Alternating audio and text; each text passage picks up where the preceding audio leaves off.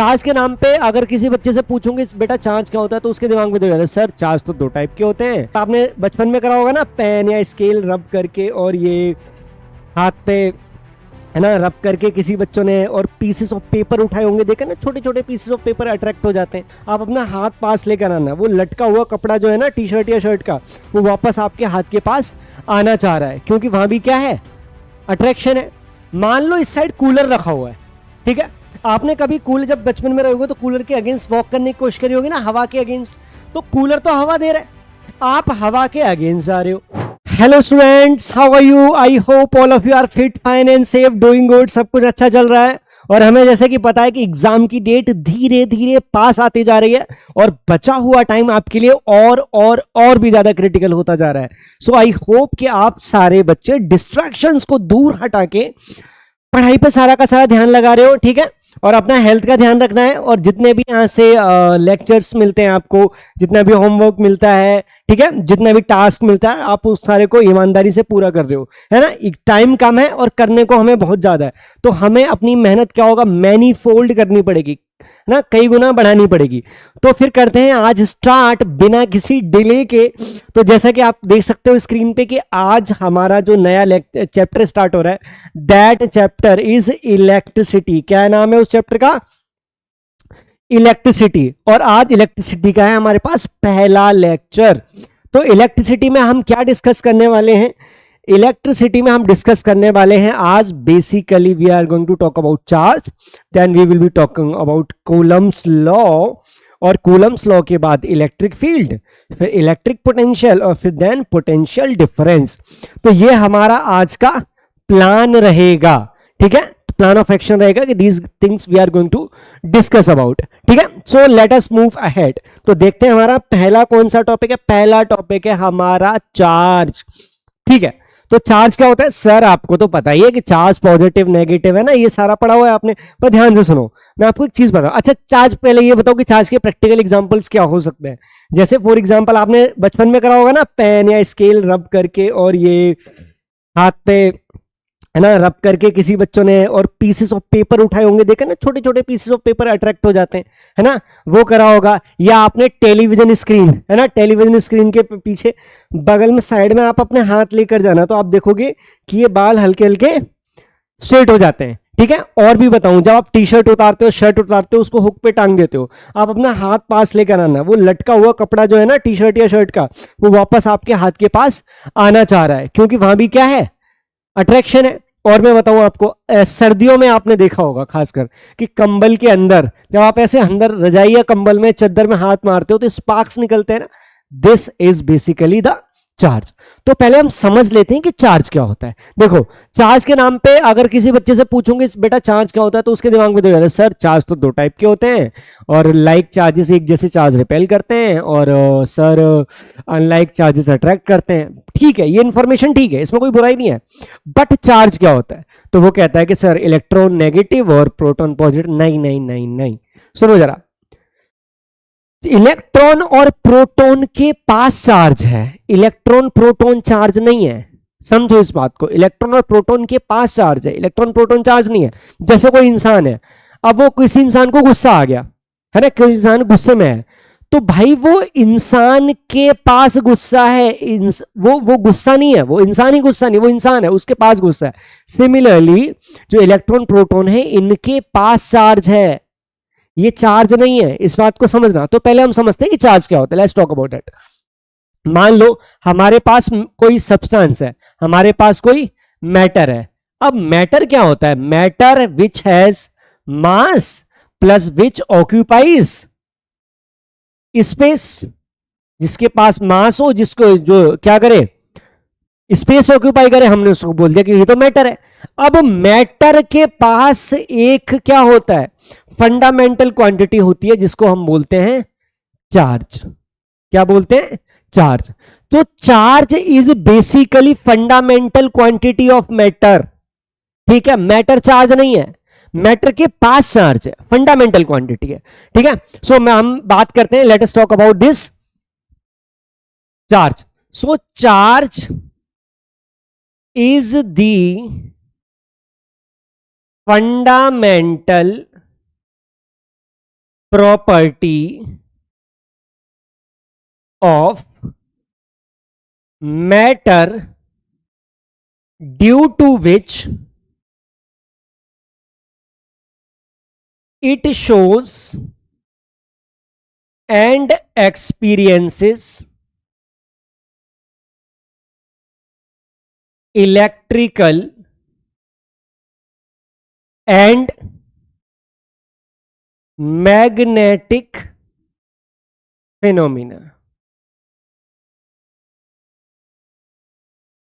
तो मैटर के पास चार्ज है, और चार्ज क्या है? मैटर की वो फंडामेंटल क्वांटिटी है जिसकी वजह से वो क्या करता है? इलेक्ट्रिकल या फिनोमिना या तो शो करता है, या इलेक्ट्रिकल या मैग्नेटिक फिनोमिना एक्सपीरियंस करता है। या तो इलेक्ट्रिकल या मैग्नेटिक फिनोमिना शो करता है, प्रोड्यूस करता है, या इलेक्ट्रिकल या मैग्नेटिक फिनोमिना एक्सपीरियंस करता है। ठीक है, सो हियर सो चार्ज क्या है? Charge associated with matter, associated with matter। ठीक है, अब हम बात करते हैं आगे।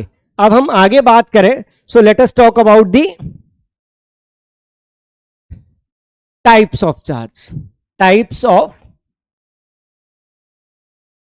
चार्ज अभी हम सारे धीरे धीरे सबकी बात करेंगे, टेंशन लेने की जरूरत नहीं है। सो टाइप्स ऑफ चार्ज हमारे पास क्या है? हमारे पास टाइप्स, टू टाइप्स हैं। एक है पॉजिटिव, दूसरा है नेगेटिव। क्या है? पॉजिटिव, ये आपने पढ़े ही होंगे, और दूसरा है नेगेटिव। अच्छा, कोई बच्चा मुझे बता सकता है कि पॉजिटिव को पॉजिटिव क्यों कहते हैं, नेगेटिव को नेगेटिव क्यों कहते हैं? बता सकते हो कोई? जब मैं इसको क्वांटाइजेशन ऑफ चार्ज बताऊंगा ना, तब आपको समझाऊंगा कि पॉजिटिव को पॉजिटिव क्यों कहते हैं, नेगेटिव को नेगेटिव क्यों कहते हैं। ये चार्ज के दो टाइप है, पॉजिटिव नेगेटिव, हमने मान लिया। इसमें पॉजिटिव में ऐसा कुछ नहीं है कि भाई इसमें पॉजिटिव वाइब्स आती हैं, नेगेटिव में नेगेटिव, ऐसा कुछ नहीं है। दो टाइप के चार्ज है। हम हो सकता है कि शुरू से ही नेगेटिव को पॉजिटिव बोल देते, पॉजिटिव को नेगेटिव बोल देते, तब भी हमारा काम चल जाता। सो ऐसा कुछ नहीं है कि नेगेटिव में बेईमान है और पॉजिटिव ईमानदार है, ऐसा कुछ नहीं है। नेचर ने हमें दो टाइप के चार्ज दिए, we call one type positive and another type negative. ठीक है, अब यहां से देखो, तो यहां पर क्या होता है?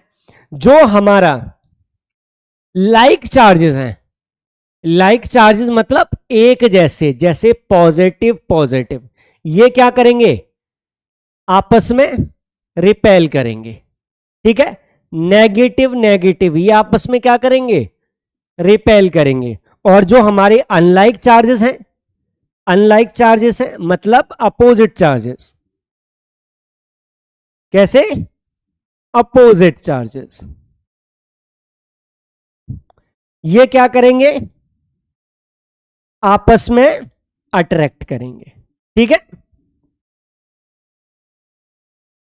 ठीक।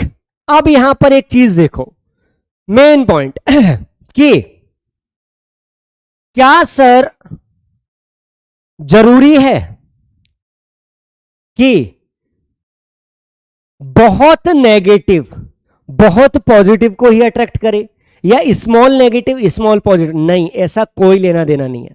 अगर अपोजिट काइंड है, अपोजिट काइंड ऑफ चार्जेस है ना, अनलाइक चार्जेस हैं, तो वो आपस में अट्रैक्शन शो करेंगे। ऐसा क्वाइट पॉसिबल हो सकता है कि एक पॉजिटिव का मैग्नीट्यूड बहुत हाई हो, दूसरे का कम हो, या पॉजिटिव का मैग्नीट्यूड कम हो, नेगेटिव का हाई हो। अगर अपोजिट है तो अट्रैक्ट करेंगे। इसका कोई लेना देना नहीं है कि बड़ा चार्ज बड़े को अट्रैक्ट करेगा, छोटा चार्ज छोटे को अट्रैक्ट करेगा। प्लीज ऐसी मिसकंसेप्शन ना रखें। ठीक है, अब बात करते हैं हम आगे। अब क्या आगे बात करते हैं? देखो, let us talk about units of charge. क्या? Units of charge. क्या यूनिट है भाई? फटाफट बता सकते हो? हालांकि आपको पता ही होगा, अच्छे बच्चे तो हो ही, पढ़ के तो पहले ही आते हो। लास्ट क्लास में, हर क्लास में बता देता हूं कि हमारा अगला चैप्टर ये होने वाला है। ठीक है, तो अब जो है चार्ज, चार्ज की एस आई यूनिट क्या है? एस आई यूनिट है आपकी कूलम, COULOMB, कैपिटल सी से डिनोट करते हैं। ठीक है, और इसमें CGS यूनिट है। CGS का मतलब सेंटीमीटर ग्राम सेकंड। ठीक है, टाइप्स ऑफ यूनिट का यूनिट सिस्टम तो आपने पढ़े ही होंगे ना, we are talking about that. अब देखो जरा ध्यान से, सो CGS में इसकी क्या है, स्टैट कूलम, या हम उसको E.S.U बोलते हैं, ठीक है, स्टैट कूलम है। और जो इलेक्ट्रोमैग्नेटिक यूनिट ऑफ चार्ज है, कौन सी, इलेक्ट्रोमैग्नेटिक यूनिट ऑफ चार्ज है, वो है AB कूलम, ठीक है। तो अब हम देख लेते हैं कि इनका आपस का रिश्ता क्या है। तो आपस का रिश्ता है कि 1 coulomb equals to 3 into 10⁻9 stat coulomb equals to 1/10 AB coulomb, ठीक है। अब हम बात करते, देखते हैं यहां पर क्या है अगला सीन हमारा, लेट्स लुक।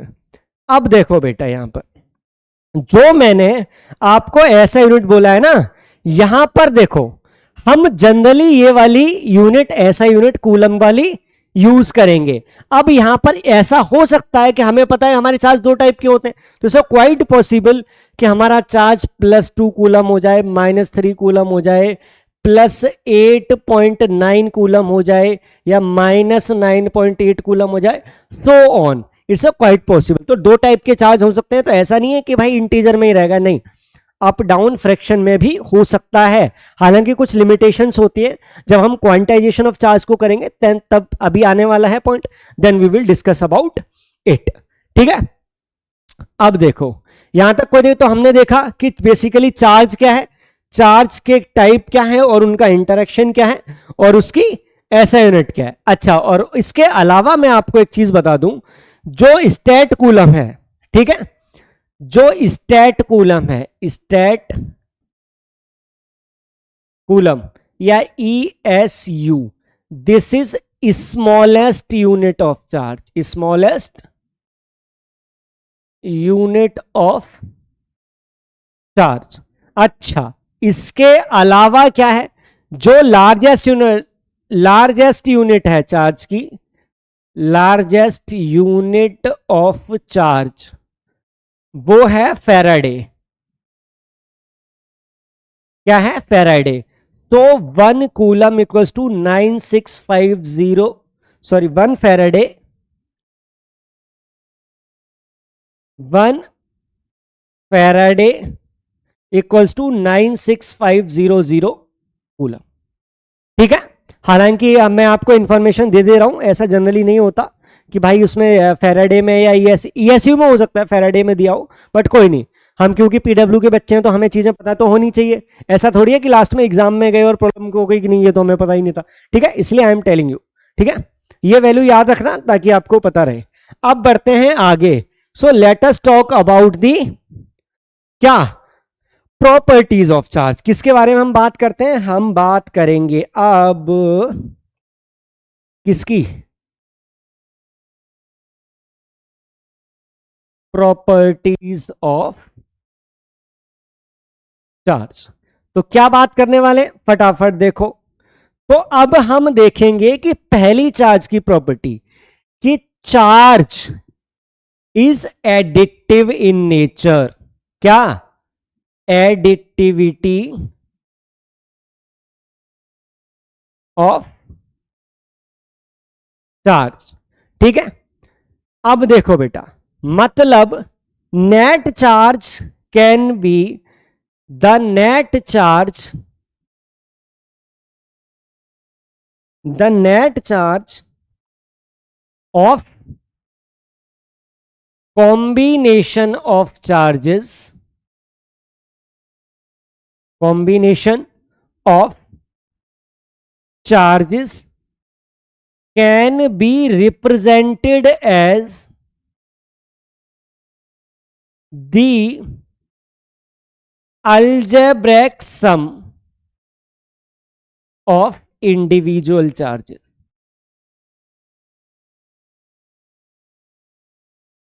जैसे मैं आपको एक बात बताऊं, मान लो हमारे पास कोई एक बॉक्स है, उस बॉक्स में क्या है, ये +2 कूलम चार्ज है, ये -3 कूलम चार्ज है, ये +8 कूलम चार्ज है और ये -20 कूलम चार्ज है।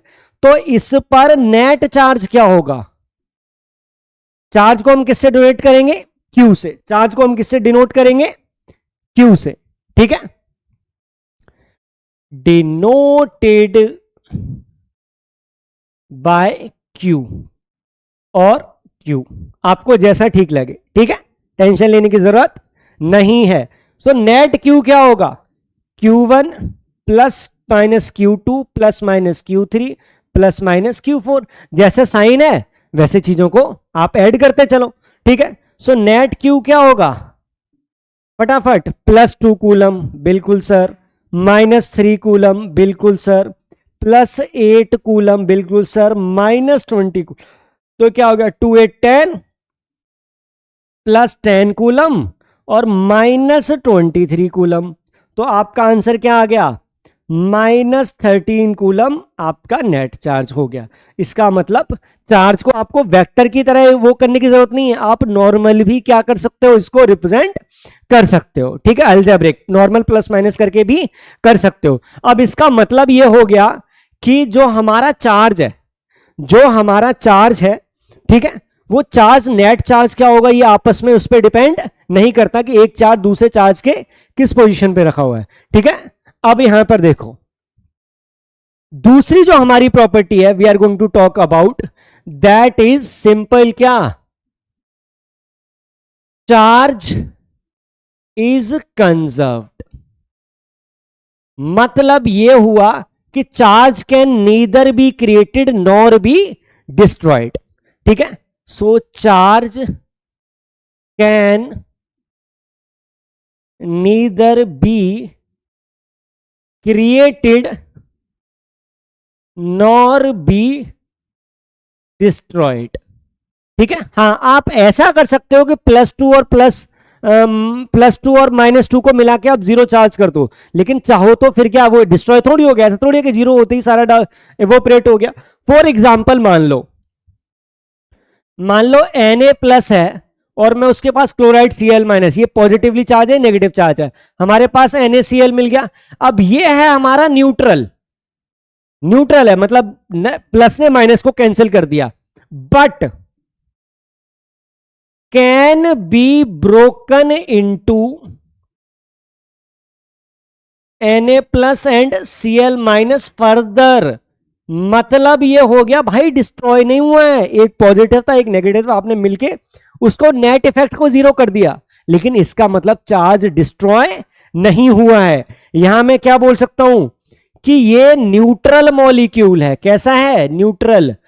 But charge is not destroyed, charge is not destroyed, charge हमारा डिस्ट्रॉय नहीं हुआ है। ठीक है, अब यहां से देखो, अगला पॉइंट है हमारा, पहला क्या था कि हमने क्या देखा था? Additivity of charge. दूसरा हमने देखा कि चार्ज इज कंजर्व्ड।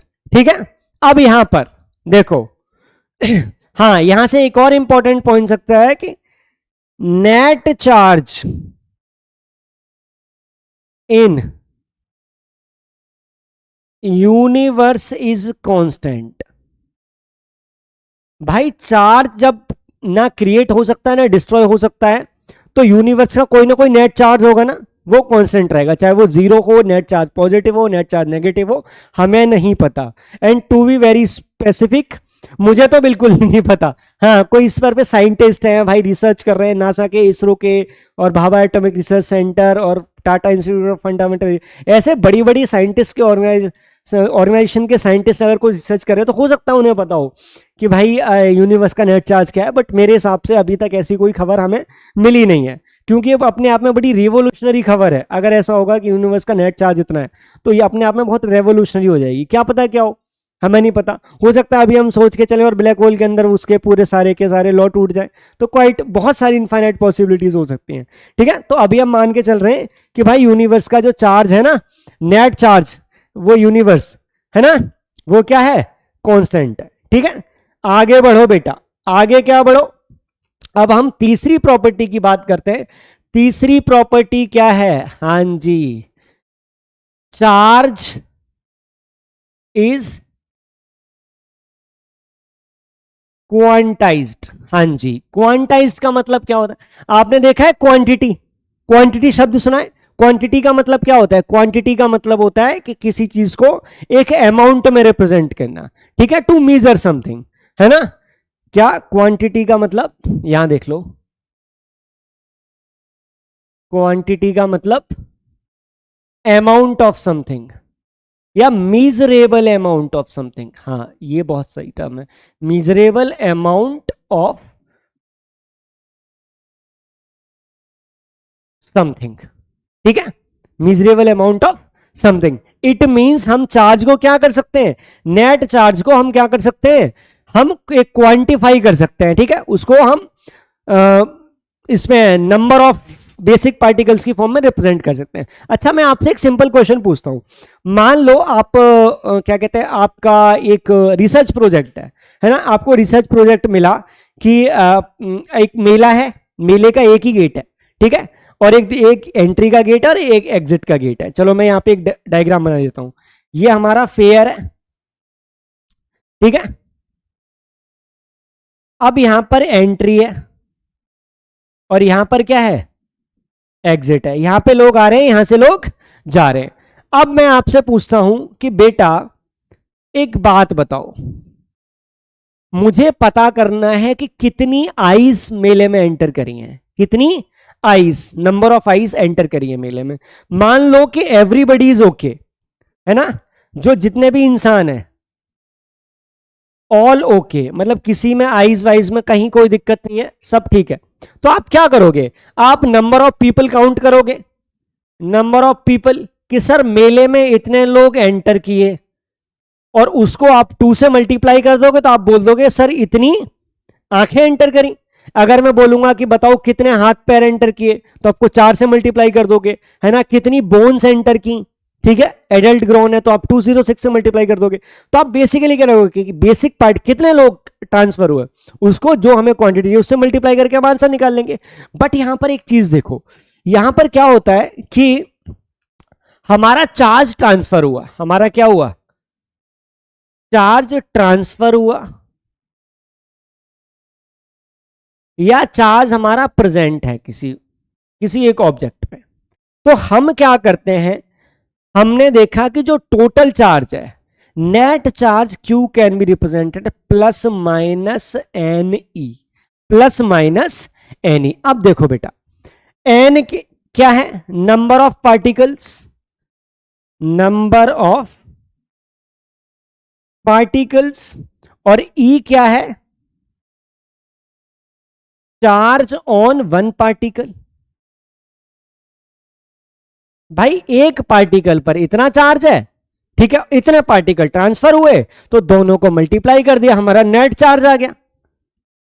क्या आ गया, नेट चार्ज आ गया, ठीक है। अब देखो बेटा, होता क्या है कि यहां पर जो हम बेसिक चार्ज मान के चल रहे हैं ना, that E, that is consider as a basic charge. और ये क्या होता है, charge on electron, charge on one electron, और वो कितना है, उसकी वैल्यू क्या, -1.6 इंटू 10⁻⁻19 कूलम, ठीक है। या प्रोटॉन की बात करें तो प्रोटॉन पर कितना है, +1.6 इंटू 10⁻⁻19 कूलम। हालांकि ये हम इलेक्ट्रॉन को मानते हैं कि भाई इलेक्ट्रॉन हमारा बेसिक है, इलेक्ट्रॉन जहां जा रहा है पूरा ही इलेक्ट्रॉन ट्रांसफर हो रहा है, ठीक है, ऐसा नहीं है कि आधा इलेक्ट्रॉन टूट के चला गया पूरा, नहीं, जहां भी इलेक्ट्रॉन जा रहा है, एक एटम से छोड़ के इलेक्ट्रॉन जब दूसरे एटम पे जा रहा है तो पूरा का पूरा इलेक्ट्रॉन ही ट्रांसफर हो रहा है, ठीक है।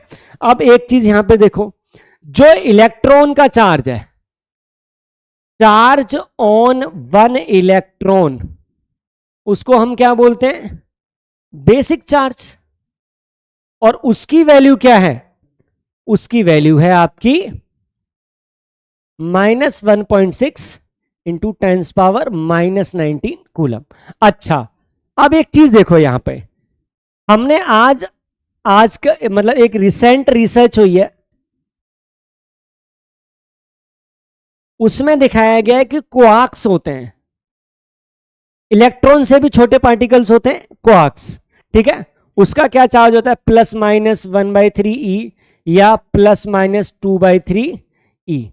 अब देखो ये जो पार्टिकल होते हैं ना, बच्चे कहेंगे सर फिर तो ये पार्टिकल लेने चाहिए ना, इलेक्ट्रॉन से भी छोटे पार्टिकल हैं, तो इनकी टर्म में हमें लिखने चाहिए ना total charge. Actually these do not exist independently, these do not exist independently. So क्या होता है, सो बेसिक चार्ज हम किसको मान रहे हैं, आज भी मान रहे हैं 1.6 इंटू 10⁻⁻19 कूलम, हम इसको भी आज भी बेसिक चार्ज मान रहे हैं। ठीक है, अब यहां पर देखो, अब हमेशा ये ट्रू नहीं होता कि भाई इलेक्ट्रॉन का इलेक्ट्रॉन ट्रांसफर करेगा। अगर मान लो अल्फा पार्टिकल ट्रांसफर्ड है, अगर मान लो अल्फा, तो अल्फा पार्टिकल पर क्या होता है, हीलियम 2+ एटम है, हीलियम 2+ न्यूक्लियस है। मान लो मैं आपको एक एग्जांपल दूं कि जो ए पॉइंट से लेकर बी पॉइंट तक हमारे पास हीलियम 2+ न्यूक्लियाई ट्रांसफर हुए, और कितने न्यूक्लियाई ट्रांसफर हुए, 10⁵ न्यूक्लियाई। तो टोटल चार्ज क्या होगा, प्लस माइनस एनी। अब यहां पर बेसिक चार्ज क्या है भाई, एक पार्टिकल पे कितना चार्ज है, एक पार्टिकल पे, और पॉजिटिव है, तो 2 इंटू 1.6 इंटू 10⁻⁻19 कूलम, ये हो गया। तो टोटल चार्ज क्या आ गया भाई, कितने हुए, 10⁵, इतने सर न्यूक्लियाई ट्रांसफर हुए, और एक न्यूक्लियाई पर 2.2 इंटू 1.6, सो 3.2 इंटू 10⁻⁻19 कूलम, ये हो गया। तो टोटल चार्ज ट्रांसफर क्या हुआ, सो 3.2 और ये इंटू 10⁻⁻14 कूलम, सर इतना चार्ज ट्रांसफर हो गया। तो जरूरी नहीं है कि बेसिक चार्ज आपका हमेशा ये प्लस माइनस 1.6 इंटू 10⁻⁻19 ही है, डिपेंड करता है कि कौन सा पार्टिकल ट्रांसफर कर रहा है। अगर मान लो वो कह रहा है कि क्रोमियम 5+ के पार्टिकल गए हैं, तो आप क्या करोगे, 5+ मतलब शॉर्टेज ऑफ 5 इलेक्ट्रॉन, तो 5 इंटू क्या करोगे, 5 इंटू 1.6 इंटू 10⁻⁻19, आप वैसे करके बेसिक पे निकालो, फिर देख लो कितने पार्टिकल ट्रांसफर हुए। So this is how things are going to proceed ahead. अब मैं आपसे एक बात कह रहा था बेटा कि हमने चार्ज को क्या किया है, हमने चार्ज को पॉजिटिव नेगेटिव ही क्यों लिया है। अच्छा यहां पर देखो बेटा, मैंने आपको बताया था ना एडिटिविटी ऑफ चार्ज में, एडिटिविटी ऑफ चार्ज में मैंने आपको समझाया था कि अगर मान लो हमारे पास एक है बॉल जिसके पास है +2 कूलम, दूसरी बॉल है हम जिसके पास है -2 कूलम। अगर मैं इनको पास लेकर आऊं तो दोनों का कॉम्बिनेशन क्या होगा, 0 कूलम। इसका मतलब +2 कूलम -2 कूलम, तो +2 coulomb -2 coulomb equals to 0 coulomb. हमने यही करा था। अब देखो यहां पर एक मेन पॉइंट है, मेन पॉइंट है यहां पे कि हमने जब टाइप्स ऑफ चार्ज देखे, जब हमने टाइप्स ऑफ चार्ज देखे तो हमने प्लस माइनस ही क्यों रखा। हम उनका नाम चुन्नू मुन्नू रख सकते थे, है ना, रमेश सुरेश रख सकते थे, है ना, बहुत सारे नाम रख सकते थे, पर हमने क्यों, ऐसा नहीं है ना 2 चुन्नू 5 मुन्नू मिलके made something, it's not like that. अब ध्यान से देखो बेटा, तो क्या हुआ कि एक हमारे पास पॉजिटिवली चार्ज ऑब्जेक्ट, एक नेगेटिवली, अगर हम इनको कंबाइन कर दिया तो हमारे पास न्यूट्रल ऑब्जेक्ट मिल गई या न्यूट्रल चार्ज मिल गया, हमारे पास 0 चार्ज हो गया। ये सिर्फ प्लस और माइनस में ही पॉसिबल था। ऐसा नहीं हो सकता कि 4 रमेश 5 सुरेश मिलकर, है ना, एक सुरेश रह गए, इट्स नॉट लाइक दैट। तो होता क्या था कि जब 2 अपोजिट चाइल्ड मिलकर उनका बिहेवियर कैसा हो गया, न्यूट्रल था। So this was only possible in positive and negative. ठीक है, इसीलिए हमने इसको पॉजिटिव और नेगेटिव लिया है। So we took positive and negative, ठीक है, दैट इज वाई।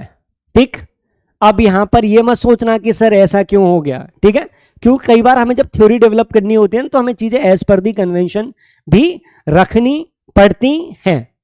ठीक है, यहां तक कोई दिक्कत, पक्का, आगे बढ़े, चलो आगे बढ़ते हैं। ठीक है, लेट्स मूव अहेड। हाँ जी, तो फिर हम बढ़ते हैं आगे। आगे देखते हैं मेथड्स ऑफ चार्जिंग। क्या देखते हैं? Methods of charging. Methods of charging. हाँ जी, एक ऑब्जेक्ट को मुझे चार्ज करना है तो कितने तरीके से मैं चार्ज कर सकता हूं? So basically we are having three methods of charging. One is simply by friction और रबिंग, ठीक है। दूसरा है हमारा कंडक्शन। कैसा है?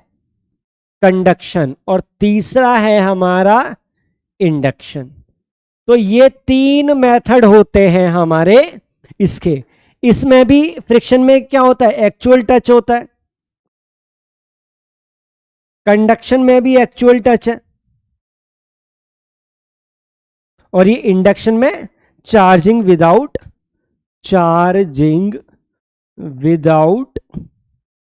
टचिंग।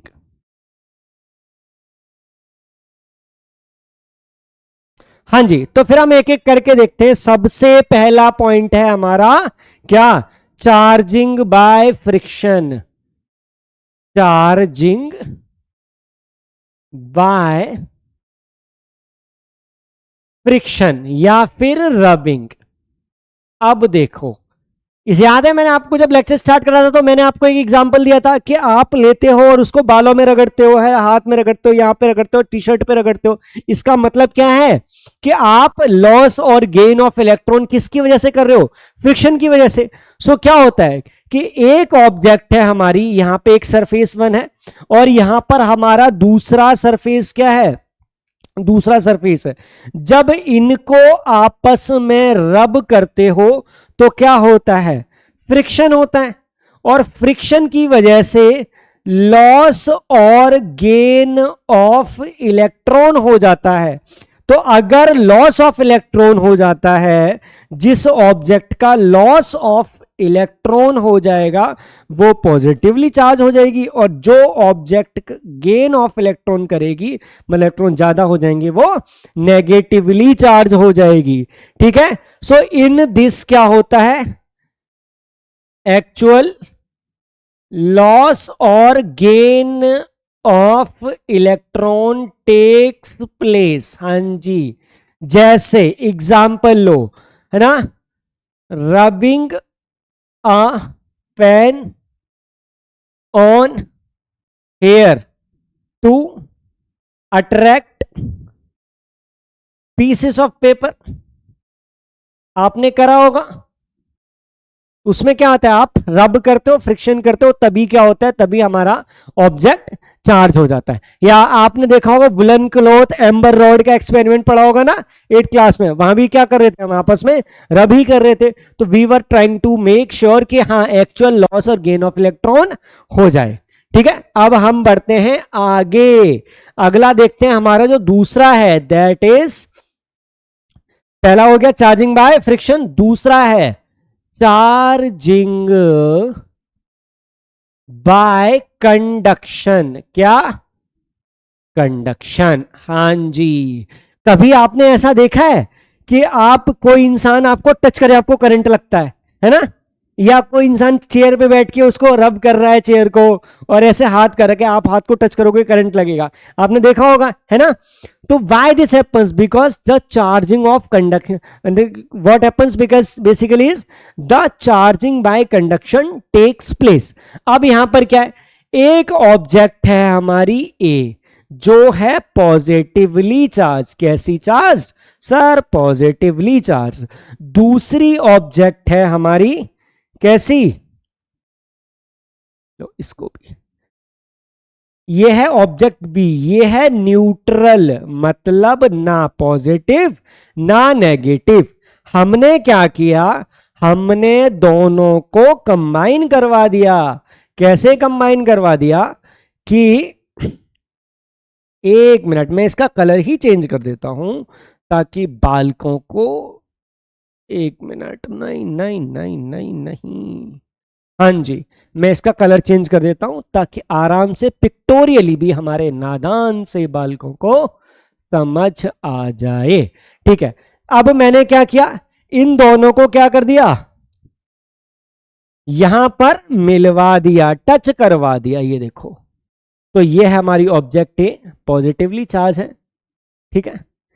ये है हमारी ऑब्जेक्ट बी, ये भी पॉजिटिवली चार्ज हो गई भाई साहब, बिल्कुल ठीक है। तो इसका मतलब टच करवाने से हमारी दोनों ऑब्जेक्ट क्या हो गई, चार्ज हो गई। यहां पर हम कह सकते हैं कि A lost some charge, A object है lost some charge and B gained some charge,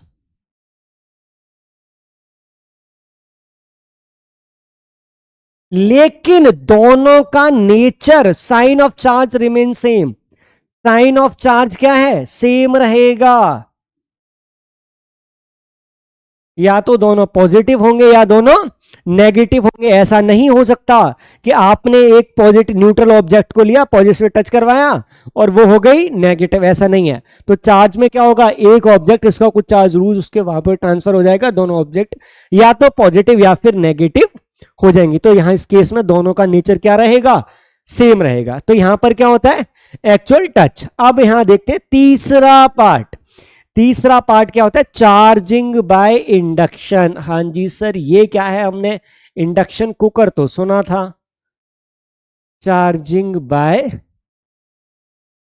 induction, हाँ जी बिल्कुल सही है।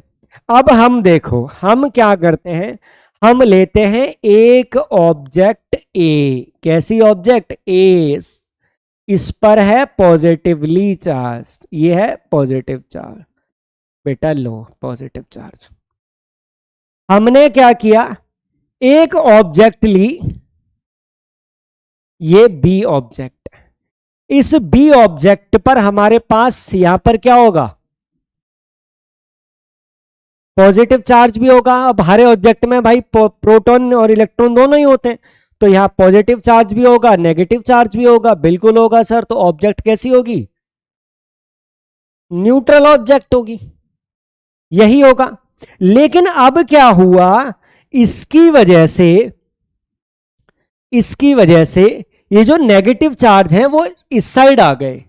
नेगेटिव जो इलेक्ट्रॉन है वो शिफ्ट होके कहां गए, इस साइड आ गए, जिसकी नेगेटिव पूरे में पॉजिटिव और पूरे में नेगेटिव इक्वली डिस्ट्रीब्यूटेड था। अब इसको पास लाने की वजह से क्या हो गए, ये नेगेटिव चार्ज इस साइड हो गए। तो अब जो नई सिचुएशन बनी, वो नई सिचुएशन ये बनी बेटा कि यहां पर है हमारी ऑब्जेक्ट। अब इस साइड के इलेक्ट्रॉन यहां ट्रांसफर हो गए, ठीक है। इस साइड जो इलेक्ट्रॉन थे वो अट्रैक्शन की वजह से क्या हो गए, यहां ट्रांसफर हो गए। इसने इसको अट्रैक्टिव फोर्स लगाया इलेक्ट्रॉन्स पे, तो सारे के सारे इलेक्ट्रॉन या मैक्सिमम इलेक्ट्रॉन इस साइड हो गए और यहां से शिफ्ट हो गए इलेक्ट्रॉन। तो यहां पर पॉजिटिव चार्ज रह गया, यहां पर नेगेटिव रह गया, ठीक है। इस साइड पॉजिटिव क्योंकि यहां के इलेक्ट्रॉन यहां ट्रांसफर हो गए और यहां इलेक्ट्रॉन इकट्ठे हो गए, तो ये वाली साइड नेगेटिवली चार्ज, वो वाली साइड पॉजिटिवली चार्ज। बट ध्यान से देखना, इस पूरे ऑब्जेक्ट में इलेक्ट्रॉन एक पार्ट से दूसरे पार्ट पे ट्रांसफर हुए हैं, ऑब्जेक्ट अभी भी न्यूट्रल है। ऑब्जेक्ट से इलेक्ट्रॉन छोड़ के थोड़ी गया है या कहीं से आया नहीं है। तो electron are transferred from one part of object to another part, but object is still neutral. Object क्या, object body still neutral. Transfer of electron हो गया है, बिल्कुल मानता हूं, लेकिन ऑब्जेक्ट अभी भी कैसी है, अभी भी न्यूट्रल है, ठीक है। अब हम बात करते हैं आगे। तो देखो बेटा, पहली बात तो हमें यह पता चला कि अपोजिट चार्ज अट्रैक्ट करेंगे और सिमिलर चार्ज रिपेल करेंगे। ये तो हमें पता लग गया, हमने उनका नेचर भी देख लिया, यूनिट भी देख ली, इंटरेक्शन भी देख लिया, किस किस तरीके से हम ऑब्जेक्ट को चार्ज कर सकते हैं, हमने वो भी देख लिया। लेकिन बट किंतु परंतु बंधु, लेकिन फोर्स ऑफ अट्रैक्शन या रिपल्शन कितना होगा ये तो हमने अभी नहीं देखा। तो ये हमने अभी नहीं देखा, तो फिर क्या करें, इसका क्या सॉल्यूशन निकाला जाए। कुछ ना कुछ तो होना चाहिए. So let us move ahead with this. देखो बेटा, यहां पर we are going to talk about coulomb's law. तो एक साहब आए, कूलम साहब ने क्या बताया कि सर देखो, अट्रैक्शन रिपल्शन तो आपने बता दिया, लेकिन मैं आपको बताऊंगा कि कितना अट्रैक्शन और कितना रिपल्शन होगा. तो यहां पे कूलम लॉ ने एक स्टेटमेंट दी. पहले इसको देख लेते हैं, पहले हम सिचुएशन देख लेते हैं कि हमारे पास सिचुएशन क्या है. देख लो, मान लो यहां पर एक ऑब्जेक्ट है या चार्ज है Q1, यहां पर एक दूसरा चार्ज है Q2. Q2 नेगेटिव मान लेते हैं, मानने वाली बात है, मान लो बेटा, क्या ही जाता है मानने में, पैसे थोड़ी लगते हैं. हाँ, बट फिजिक्स है तो प्रैक्टिकलिटी भी मैच करनी चाहिए. तो एक चार्ज Q1 है, दूसरा चार्ज Q2, और इन दोनों के बीच में centre to centre distance R है. ठीक है. अब यहां पर मैं एक पॉइंट बोलना चाहूंगा. 9th क्लास में आपने क्या पढ़ा होगा, ग्रेविटेशन पढ़ा था. ग्रेविटेशन में आपने क्या देखा था, एक मास m1 है, एक मास m2 है. तो आपने देखा था कि जो हमारा न्यूटन साहब थे, न्यूटन साहब ने बताया कि दोनों के बीच अट्रैक्शन होगा, तो force of attraction is directly proportional to the product of masses and inversely proportional to the square of distance between them. है ना, यही देखा था हमने. एग्जैक्टली कूलम साहब ने वही स्टेटमेंट, है ना, हालांकि क्रेडिट गोज टू कूलम साहब, बट कोई नहीं. ठीक है, तो उन्होंने कहा, क्या कहा कि द फोर्स ऑफ अट्रैक्शन और repulsion, the force of interaction. अब इंटरैक्शन का मतलब अट्रैक्शन या रिपल्शन दोनों हो सकते हैं. ठीक है, अट्रैक्टिव और रिपल्सिव फोर्स दोनों हो सकते हैं. तो उसने कहा था कि the force of interaction between two charges is directly proportional to the product of charges and inversely proportional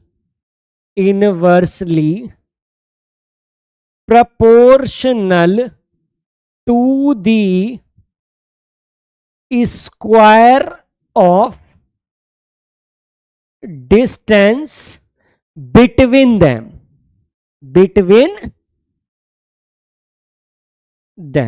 मतलब दो चार्जेस के बीच में फोर्स ऑफ इंटरेक्शन मतलब फोर्स ऑफ रिपल्शन या अट्रैक्शन होगा, वो क्या होगा, दोनों के प्रोडक्ट ऑफ चार्जेस, दोनों चार्ज Q1 Q2 उसके प्रोडक्ट के डायरेक्टली प्रोपोर्शनल होगा, और दोनों के बीच में जो डिस्टेंस है उसके स्क्वायर के इनवर्सली प्रोपोर्शनल होगा.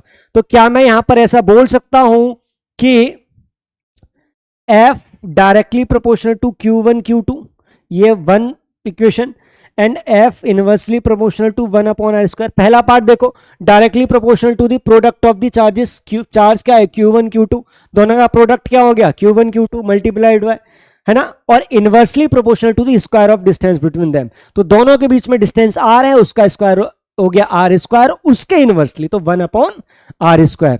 क्या मैं इन दोनों को अगर मिला दूं तो क्या हो जाएगा, F directly proportional to Q1 Q2/r². ठीक है, अब मैं इसको हटाऊंगा तो मुझे कोई कांस्टेंट लगाना पड़ेगा, है ना. हमने हमेशा देखा है कि जब हम भी साइन ऑफ प्रोपोर्शनलिटी हटाते हैं तो बदले में हमें कोई ना कोई कांस्टेंट लगाना ही पड़ता है. तो देखते हैं क्या है. तो F equals to some constant K, कोई कांस्टेंट K लगाया, जबकि चार्ज हमारा क्या था, चार्ज हमारा Q1 Q2/r². ठीक है, यहां पर जो K है, ठीक है, K है, K की वैल्यू है 1/4πε0. अच्छा, अब ये हमें बाद में रिसर्च में पता लगा. ठीक है, हमने जब एक्सपेरिमेंट करे तो हमें पता लगा this K equals to constant equals to 1/4πε0. इसकी वैल्यू है 9 × 10⁹ newton metre square coulomb minus 2। अब एप्सिलॉन नॉट क्या है, ठीक है, इसको दिस इक्वल्स टू 8.85 इंटू 10⁻⁻12, ठीक है, coulomb square upon metre square newton. ठीक है, क्या है, coulomb square upon metre square newton. इसको बोलते हैं हम परमिटिविटी ऑफ फ्री स्पेस और वैक्यूम। तो ये पूरा सिस्टम हमारा कहां हो रहा है, यहां वैक्यूम में। तो जो वैल्यू आई है वो हमारी वैक्यूम के लिए आई है। ठीक है, अगर मान लो यही किसी एक मीडियम में होता है, मान लो हमारा कोई एक मीडियम, मान लो हनी है, मिल्क है, केरोसिन है, वाटर है, अलग अलग है, तो हमारा यही ये चार्ज है हमारा Q1, ये चार्ज है हमारा Q2, इनके बीच में डिस्टेंस है R। तो अब जो कूलम का लॉ होगा that will be F equals to क्या, कांस्टेंट क्या है K, और K की वैल्यू क्या है 1/ε0। ये तो वैक्यूम वाला केस है, तो हम यहां लिख देंगे 1/4πε क्या Q1 Q2 अपॉन R²। ठीक है, तो जब कोई मीडियम में है, जब किसी हमारे पास मीडियम में है तो सिर्फ हल्का सा चेंज हो जाएगा, बाकी वैल्यू हमारी जाकी सेम ही रहेगी।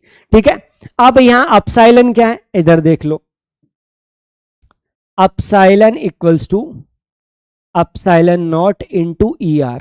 ER को बोलते हैं रिलेटिव परमिटिविटी, क्या, रिलेटिव परमिटिविटी ऑफ मीडियम। अभी सारी चीजें क्लियर हो जाएंगी, टेंशन लेने की जरूरत नहीं है। ठीक है, पर फिलहाल हम इस पे क्वेश्चन करेंगे। तो हमारे पास फॉर्मूला ये निकल के आ गया, मैं इसी फॉर्मूले पे आगे बढ़ रहा हूं, वो मीडियम में उस पर हम धीरे धीरे आएंगे, पर let us talk about this. तो हमारे पास फॉर्मूला क्या निकल के आया, F equals to K Q1 Q2 upon R²। वहां K की वैल्यू क्या है 1/4πε0। ε0 की वैल्यू ये है, तो जब ये वैल्यू आप इसमें पुट करोगे तो ये पूरी निकल के आपके पास ये आ जाएगी। इसको यहां पुट कर दोगे, तो जब आप पुट करोगे तो आपके पास फाइनल क्या कूलम्स लॉ निकल के आया, आपके पास कूलम्स लॉ निकल के आया कि this equals to 1/4πε0 Q1 Q2 upon R²। ये हमारा फॉर्मूला है किसमें, वैक्यूम में या फ्री स्पेस में। ठीक है, और जब कोई मीडियम होगा तो ε0 की जगह एप्सिलॉन आएगा, यहां इसकी वैल्यू दी होगी। ठीक है, चलो खैर हम इसकी बात कर लेते हैं। अब यहां पर ये जो हमारा पॉइंट नोट करने वाला वो है कि हमारे पास Q1 Q2 ये दोनों हैं कूलम में, और हमारे पास R है वो है मीटर में, और जो F है वो F है किसमें, न्यूटन में। किसमें है, न्यूटन में। ठीक है, अब ये सारा का सारा किसमें है, पूरा का पूरा SI यूनिट में है। किसमें है, SI यूनिट में। अगर मैं इसकी बात करूं CGS यूनिट में, CGS यूनिट में बात करूं, CGS सिस्टम में बात करूं, तो आपका कूलम लॉ बन जाएगा F equals to K Q1 Q2 upon R²। K की वैल्यू हो जाएगी 1। So F equals to Q1 Q2 upon R²। ये कब होगा, जब हमारे पास सिस्टम कौन सा है, CGS सिस्टम है। ठीक है, बट हम ये वाला पार्ट ये हम प्रेफर करते हैं, ये वाला पार्ट हम प्रेफर करते हैं। ठीक है, अब ध्यान से सुनो, यहां तक कोई दिक्कत, पक्का, आगे बढ़े। अब late us talk about this.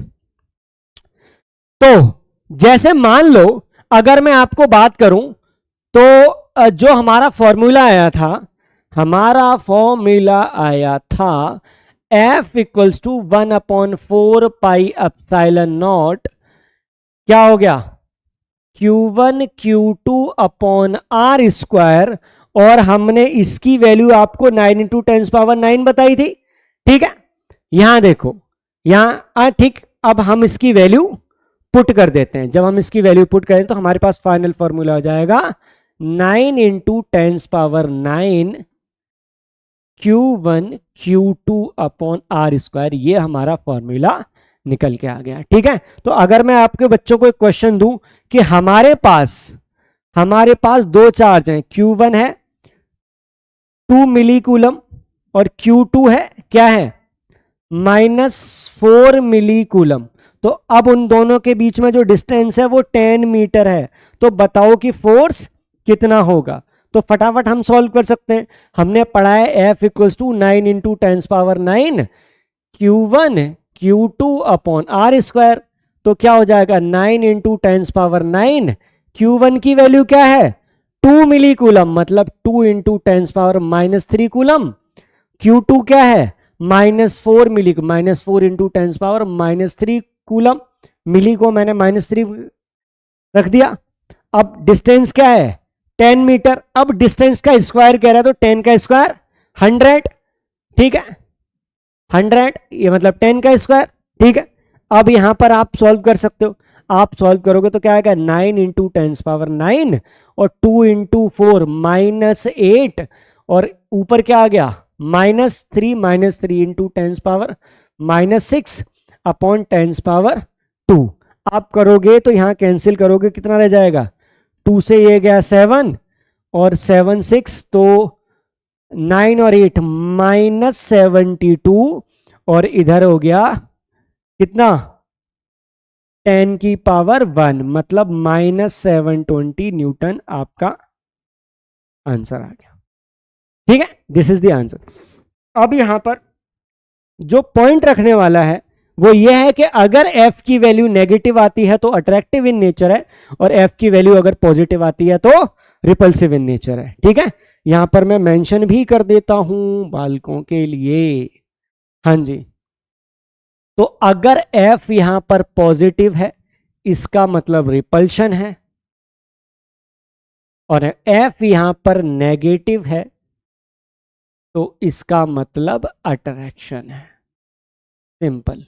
और ध्यान से सुनो, कॉमन सेंस है कि ये भी नेगेटिव ये नहीं तो माइनस माइनस पॉजिटिव, तो F क्या हो जाएगा पॉजिटिव हो जाएगा और पॉजिटिव पॉजिटिव का भी पॉजिटिव हो जाएगा। तो F से अगर पॉजिटिव आएगा इसका मतलब रिपल्शन का केस है और अगर F नेगेटिव आ रहा है इसका मतलब किसका केस है अट्रैक्टिव। तो दोनों के क्या होगा साइन अपोजिट हैं। यहां तक कोई दिक्कत। अब हम बात करते हैं, अच्छा पहले क्वेश्चन कर लेते हैं फिर आगे बात करते हैं। Two particles having charges Q1 and Q2 when kept at a certain distance exert a force F on each other. If the distance between the two charges is reduced to half, then force exerted on each other would be। हाँ जी, अब देखा जाए तो ये बड़ा आसान, कोई नहीं देखा जाए तो बड़ा मुश्किल से लग रहा है पर है आसान। देखो तो मैं फटाफट आपको यहां सॉल्व कर दूं। ये चार्ज है Q1, क्या चार्ज है Q1, यहां चार्ज क्या है Q2, डिस्टेंस क्या है R। अब मैं क्या कर रहा हूं कि रिड्यूस टू हाफ, मतलब मैं डिस्टेंस को क्या कर रहा हूं R/2 कर रहा हूं। ठीक है, Q1 Q2 सेम रहेंगे और पहले जो फोर्स था वो F था। अब बताओ नया फोर्स क्या होगा। तो देखो इसके दो तरीके हैं, या तो आप इसको ऐसे कर लो कि रेशियो वाले तरीके से कर लो, मैथमेटिकली कर लो, या एक दूसरा तरीका है वो आता है हमारा कॉमन सेंस वाला। तो आप कॉमन सेंस वाला तरीका यूज कर लो या ये यूज कर लो। देखो बेटा F था पहले केस में, फर्स्ट केस F कब था क्या K Q1 Q2 upon R square. ये क्वेश्चन पहली है। अगली में मान लो मेरा F डैश है तो K Q1 चार्ज वही रहेगा, Q2 वही रहेगा, R क्या हो गया हाफ हो गया तो R/2 का स्क्वायर। अगर आप इन दोनों को आपस में क्या कर दोगे डिवाइड कर दोगे, तो जब आपस में डिवाइड कर दोगे तो आपका जो आंसर आएगा ना बेटा वो F डैश आ जाएगा 4 टाइम्स F। F डैश क्या आ जाएगा 4 टाइम्स F। बट इसको सॉल्व कर लेना आराम से, कोई दिक्कत नहीं, ऐसा कोई आपस में डिवाइड ही तो करना है। अब देखो बेटा एक तरीका है कॉमन सेंस वाला तरीका। कॉमन सेंस वाला तरीका क्या है, जब भाई साहब कूलम अंकल कह गए हैं, कूलम अंकल कह गए हैं कि दोनों के बीच में जो फोर्स ऑफ अट्रैक्शन है या फोर्स ऑफ रिपल्शन है, that is inversely proportional to the distance का square, inversely proportional to the distance का स्क्वायर। इसका मतलब अगर मैं डिस्टेंस को डबल करूंगा, डिस्टेंस बढ़ा दूंगा, तो 2 का स्क्वायर 4, फोर्स 1/4 रह जाएगा। अगर r को मैं 3 टाइम्स कर दूंगा तो 3 का स्क्वायर 9, फोर्स 1/9 रह जाएगा। ठीक है, अगर r को 3 कर दूंगा तो r का स्क्वायर 3r कर दूंगा, 3 का स्क्वायर 9, तो डिनोमीटर में 9 आ जाएगा ना, तो फोर्स 1/9 कम हो जाएगा, 1/9 रह जाएगा। अब वो कह रहा है कि r को हाफ कर दिया है। r को हाफ करने का मतलब क्या है? हाफ का स्क्वायर 4, 1/4, 4। आंसर सीधा 4। आप कॉमन सेंस वाला तरीका भी लगा सकते हो कि भाई जब डिस्टेंस को आधा कर दिया तो इसका मतलब फोर्स बढ़ेगा। जब ऑब्जेक्ट को, दो चार्जेस को पास ले आए तो फोर्स बढ़ेगा, और जब डिस्टेंस को आधा कर दिया तो आधे का स्क्वायर 1/4, नीचे का 4 ऊपर चला जाएगा, तो नया force will be 4 times original force. Common sense है, टेंशन लगाने की जरूरत नहीं है बालको। तो अब इसको देख लेते हैं।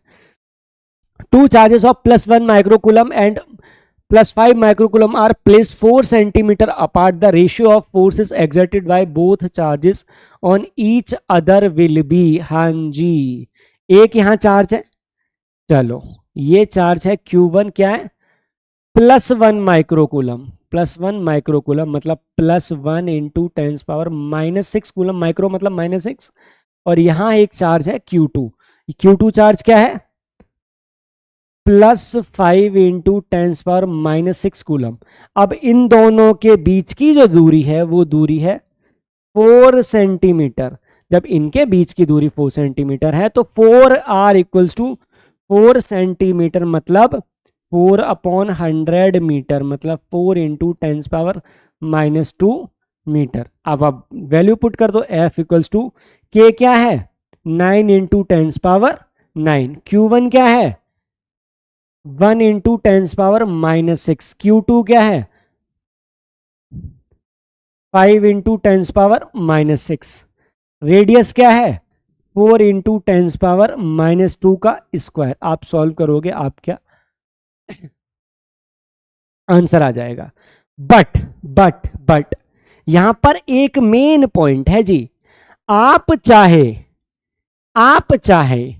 यहां पर Q1 Q2 कर दो, शांत बेटा। यहां पर अब जो फोर्स मान लो कोई आ गया, अब आप क्या करना, F जो है वो क्या कर दो, Q1 Q2 कर दो या Q2 Q1 कर दो, वैल्यू तो सेम रहेगी ना। वैल्यू क्या रहेगी? सेम रहेगी। तो जब आप Q1 Q2 करके निकालोगे या Q2 Q1 करके निकालोगे, वैल्यू तो सेम ही आएगी। चाहे इसकी जगह ये रख दो, इसकी जगह ये रख दो, वैल्यू तो फाइनल वैल्यू क्या आएगी? सेम आएगी। तो क्या कह रहा है? The ratio of the force exerted by both particles on each other will be, ये इस पर जितना फोर्स लगाएगा उतना ही फोर्स ये उस पर लगाएगा, है ना। तो यहां पर जो हमारा सीन आता है that is what? Newton's third law. Newton's third law. भाई जो एक्शन लगेगा उतना ही तो रिएक्शन लगेगा। Q1 इंटू Q2 कर दो या Q2 इंटू Q1 कर दो, फोर्स तो सेम ही आएगा। 2 इंटू 3 कर दो, 3 इंटू 2 कर दो, है ना। 5 इंटू -8 कर दो, 8 इंटू -5 कर दो, आंसर तो सेम ही आना है। तो जब आंसर सेम आना है तो क्या होगा? दोनों पर इक्वल फोर्स लगेगा। तो आंसर शुड बी 1:1। ठीक है। अब ये तो हमारा हो गया था, हमारा सीधा स्केलर वाला। अब हम देखते हैं Coulomb's law in vector form. क्या देखते हैं? Coulomb's law in vector form. Coulomb's law in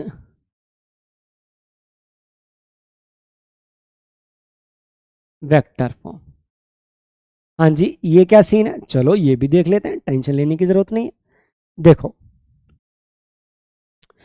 यहां पर हम लेंगे, मान लो ये हमारी एक्स एक्सिस है और ये है हमारी वाई एक्सिस।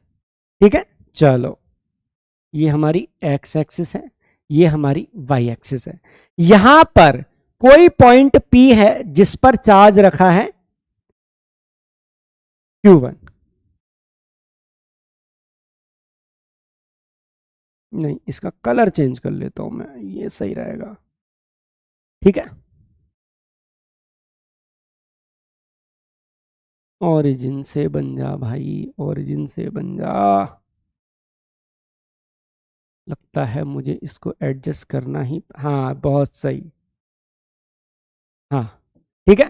और अब हमारे पास क्या है, एक दूसरा चार्ज यहां रखा हुआ है, ठीक है, इसको भी, वेरी गुड वेरी गुड, ठीक है।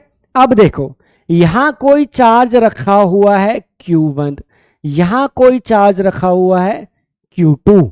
अब देखो मान लो कि ये पॉजिटिव चार्ज है, ये प्लस Q1 है, ये प्लस Q2 है। आप पॉजिटिव नेगेटिव अपने कन्वीनियंस के हिसाब से ले सकते हो, मैं यहां सिंपल ले रहा हूं ताकि एक्सप्लेन करना बालकों के लिए आसान हो जाए। देखो बेटा अब क्या होगा, जो Q1 चार्ज है वो R1 डिस्टेंस पे ओरिजिन से, और जो Q2 चार्ज है वो R2 डिस्टेंस पर है ओरिजिन से, ठीक है। ये इनके पोजीशन वेक्टर है, R1 R2 इसके पोजीशन वेक्टर है। Q1 क्या चाहेगा कि Q2 को इधर धकेल दे, ये आएगा, तो इस दिशा में क्या हो जाएगा, फोर्स एक्सर्टेड, ठीक है, on second charge because of first charge, इस दिशा में। ये वाला क्या चाहेगा कि इसको इधर पुश कर दे, तो यहां क्या होगा, force exerted on first charge because of second charge. ये चाहेगा इसको इधर धकेल दें, ये चाहेगा इसको इधर धकेल दें, तो दोनों के बीच में जो डिस्टेंस आएगा वो क्या होगा जी,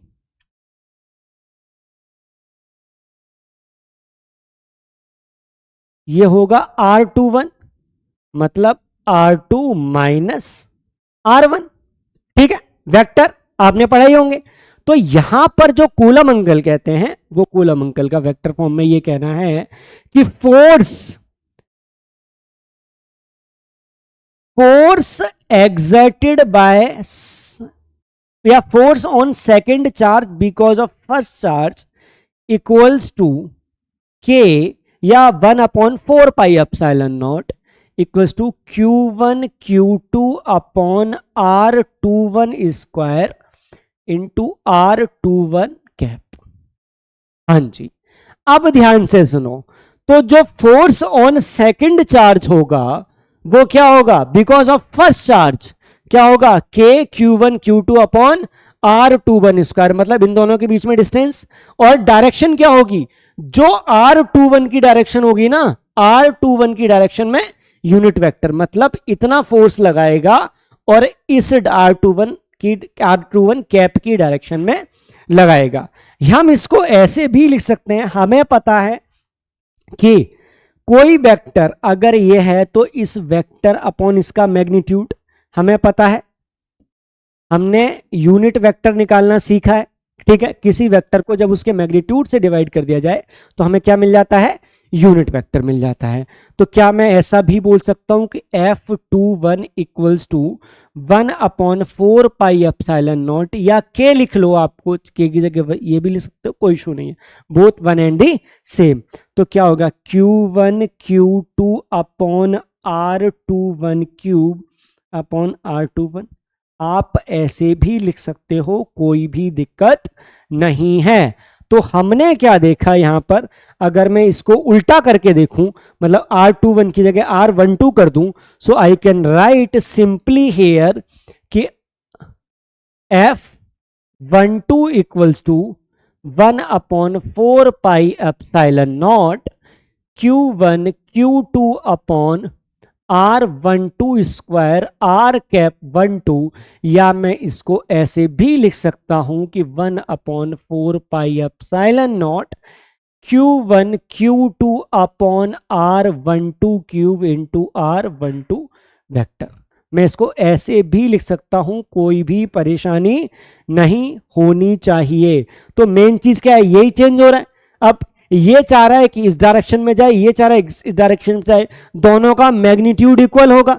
तो जब दोनों का मैग्नीट्यूड इक्वल है बट डायरेक्शन कैसी है, अपोजिट है, तो हम क्या करेंगे, हम यहां पर बड़ा बड़ा लिख सकते हैं कि F12 equals to minus F21।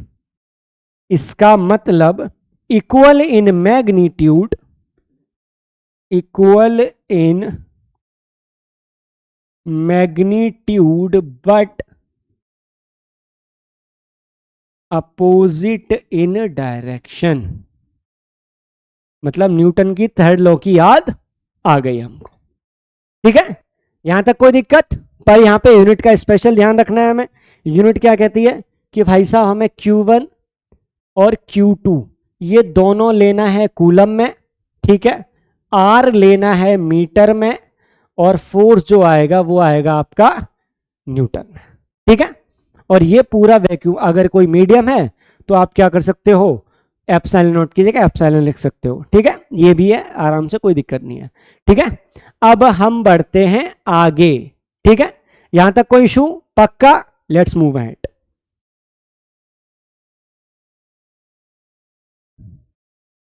तो अब हम बात करते हैं आगे।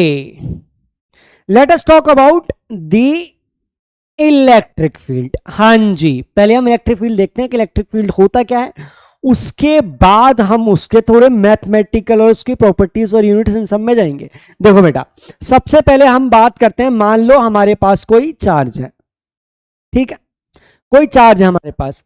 अब उस चार्ज के आसपास कोई स्पेस होगा, मान लो ये स्पेस है चार्ज के आसपास, ठीक है, ये स्पेस है चार्ज के आसपास, और इस स्पेस में यहां कोई छोटा चार्ज Q1 रखा हुआ है और यहां कोई चार्ज Q2 रखा हुआ है। ठीक है, अब क्या होगा, इस चार्ज की वजह से इस पर तो फोर्स लगेगा और उस पर फोर्स नहीं लगेगा। ठीक है, अब यहां पर एक पॉइंट है, ये हमारी बाउंड्री लाइन है, मान लो हाइपोथेटिकली कि ये हमारी बाउंड्री लाइन है, इसके अंदर अगर चार्ज आ गया तो इस पे फोर्स ऑफ अट्रैक्शन या रिपल्शन लगेगा, डिपेंडिंग अपॉन द नेचर और and sign of the charge. और अगर नहीं आया, इससे बाहर चला गया, तो हमारे पास कोई भी इसका इफेक्ट नहीं पड़ेगा। तो हम कह सकते हैं कि एक चार्ज है हमारे पास, उसके अराउंड एक स्पेस है, मैंने तो यहां पे सर्कल बना दिया है, बट देखा जाइए 3D में तो पूरा स्पेस बन जाएगा, नहीं है, पूरा पूरा ये स्पेस बन जाएगा। ठीक है, तो मैं कह सकता हूं कि the space around a charge in which any another charge can experience a force of interaction, interaction या मतलब इंटरेक्शन का मतलब अट्रैक्शन या रिपल्शन कह सकते हो। तो मैं यहां पर लिख सकता हूं कि the space around a charge in which any other charge can experience a force of interaction, interaction का मतलब attraction या repulsion। ठीक है, the space around a charge in which any another charge can experience a force of interaction is called its field। ठीक है, अब ये field के अंदर होगा, इस पर क्या होगा, F लगेगा, फोर्स लगेगा, मगर इस पर कोई भी फोर्स नहीं लगेगा। ठीक है, इसके अंदर आते ही लगेगा लेकिन इसके बाहर जाते ही नहीं लगेगा। तो एक चार्ज है, उस चार्ज के अराउंड स्पेस जिसके अंदर कोई दूसरे चार्ज पर अट्रैक्शन या रिपल्शन कोई चार्ज लगे, तो हम उसको उसका फील्ड बोलते हैं। तो ये वाला जो है ना, इसका फील्ड है, इसके अराउंड स्पेस जिस स्पेस में किसी दूसरे चार्ज पर अट्रैक्शन या रिपल्शन लग सके, वो इस चार्ज का फील्ड है। ठीक है, जैसे मैं आपको प्रैक्टिकल एग्जांपल देता हूं, जैसे मैं हूं, अब मेरी एक आसपास एक स्पेस है, उस स्पेस के अंदर ही मैं पुश या पुल कर सकता हूं, किसी को धक्का दे सकता हूं, तो मेरे आसपास का फील्ड है। अगर मेरे फील्ड के बियॉन्ड कुछ होगा तो मैं उस पर पुश या पुल नहीं लगा सकता। सिंपल है कि मेरी जो रीच के अंदर है उसी पे तो मैं क्या कर सकता हूं, अट्रैक्शन या रिपल्शन कर सकता हूं, उसको पुश पुल कर सकता हूं या पुश कर सकता हूं। जो मेरे रीच के बियॉन्ड है, जो मेरी फील्ड के बियॉन्ड है, जो मेरी कैपेसिटी के बियॉन्ड है, उस पर मैं उस पर नहीं कर सकता। ठीक है, अब यहां देखो, तो बेसिकली मैं बोल रहा हूं ऐसा, लेकिन हकीकत ये होती है कि ये जो हो ना इनफाइनाइट तक होता है, जो फील्ड होता है ना वो इनफाइनाइट तक होता है, बट इतनी दूर जाते जाते इतना वीक हो जाता है ना कि प्रैक्टिकली उसकी कोई वैल्यू नहीं रहती। ठीक है, अब जैसे मान लो ये चार्ज है और यहां से 100 किलोमीटर दूर पे एक नेगेटिव चार्ज रखा हुआ है, तो ऑब्वियसली ये क्या होगा, इसमें आपस में फोर्स है। कूलम लॉ सिंपल कह रहा है, कूलम लॉ तो कह ही रहा है कि भाई डिस्टेंस हो तो लगाएगा ही, बट क्या होता है कि जो लगने वाला फोर्स इतना वीक हो जाता है कि उसका कोई प्रैक्टिकल मतलब रह नहीं जाता। जैसे मैं आपको एक सिंपल एग्जांपल देता हूं, मान लो मेरे पास आज 10 रुपए हैं, मान लो, अब डेली रुपए आधे हो रहे हैं, तो कल 5 रुपए, फिर 2.5 रुपए, फिर ₹1.25, फिर और कम कम कम कम कम, ऐसे करके एक हफ्ते में मेरे पास पैसों में चिल्लर पैसे आ जाएंगे, एकदम पैसे। अब रोज आधे होते रहेंगे तो कभी वो पैसे खत्म नहीं होंगे, हमेशा आधे आधे आधे आधे 0.00000000 ऐसा करके करते रहेंगे, पर क्या उसका कोई मतलब रह जाएगा? नहीं, तो हम प्रैक्टिकली उसको इग्नोर कर देते हैं। Same goes with this. अब हम बात करते हैं इलेक्ट्रिक फील्ड इंटेंसिटी की। किसकी बात करते हैं? इलेक्ट्रिक फील्ड इंटेंसिटी, मतलब इलेक्ट्रिक फील्ड को मापने का या नापने का तरीका। अब हम बात करते हैं इलेक्ट्रिक फील्ड इंटेंसिटी। ठीक है, अब देखो बेटा, यहां पर हमारे पास कोई था चार्ज, ये हमारे पास चार्ज है Q। ठीक है, अब Q चार्ज का कोई फील्ड होगा,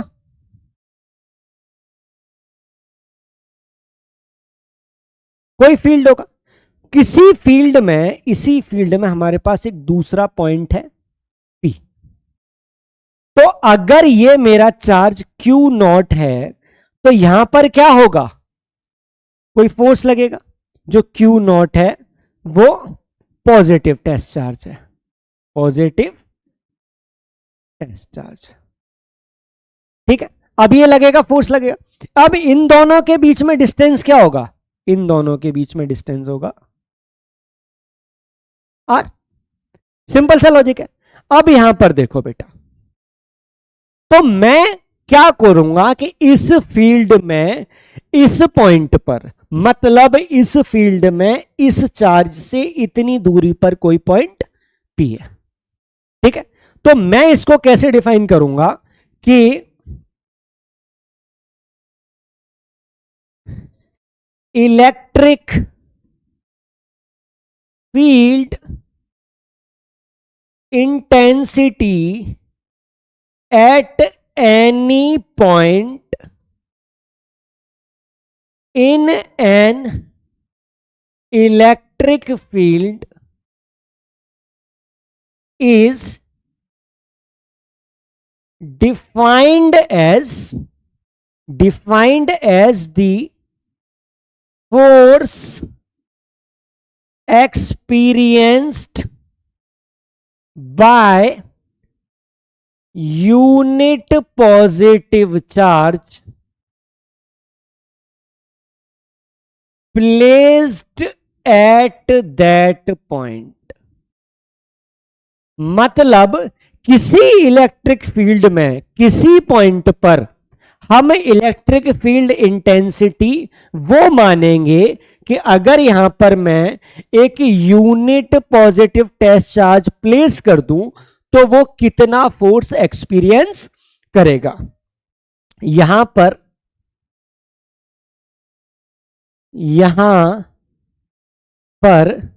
यूनिट पॉजिटिव चार्ज कितना फोर्स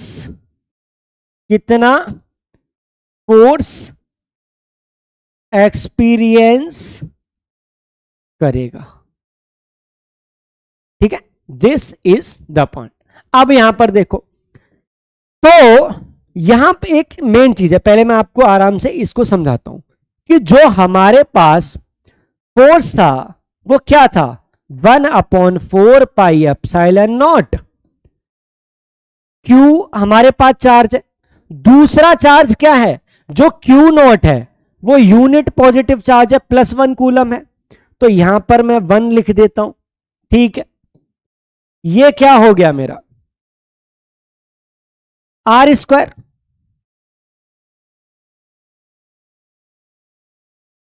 इस डायरेक्शन में होगा।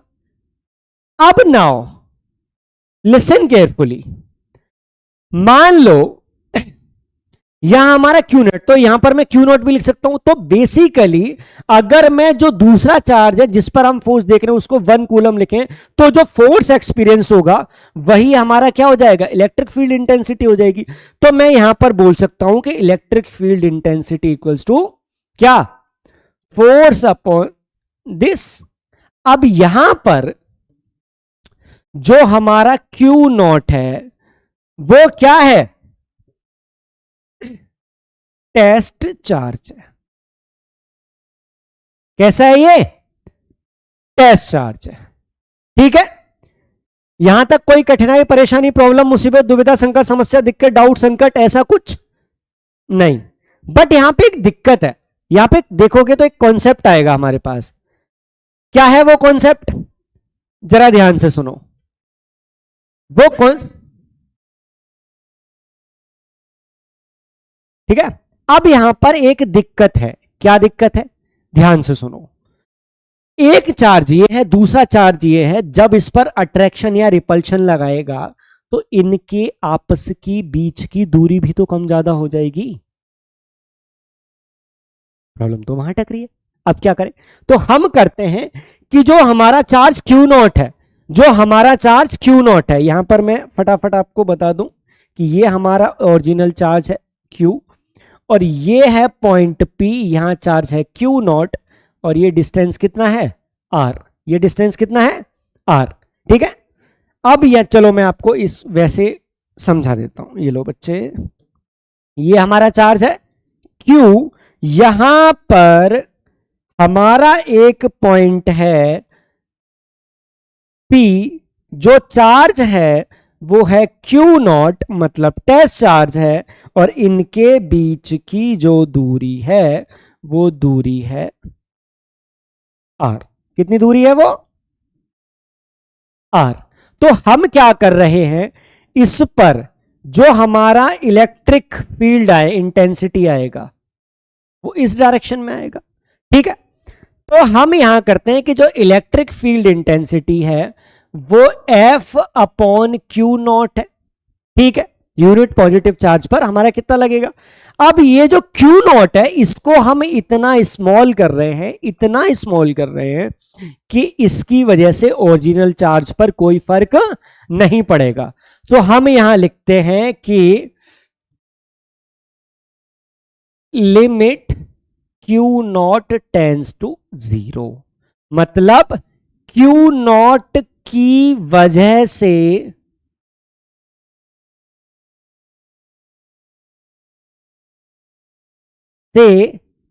क्यू डिस्टर्ब नहीं होना चाहिए।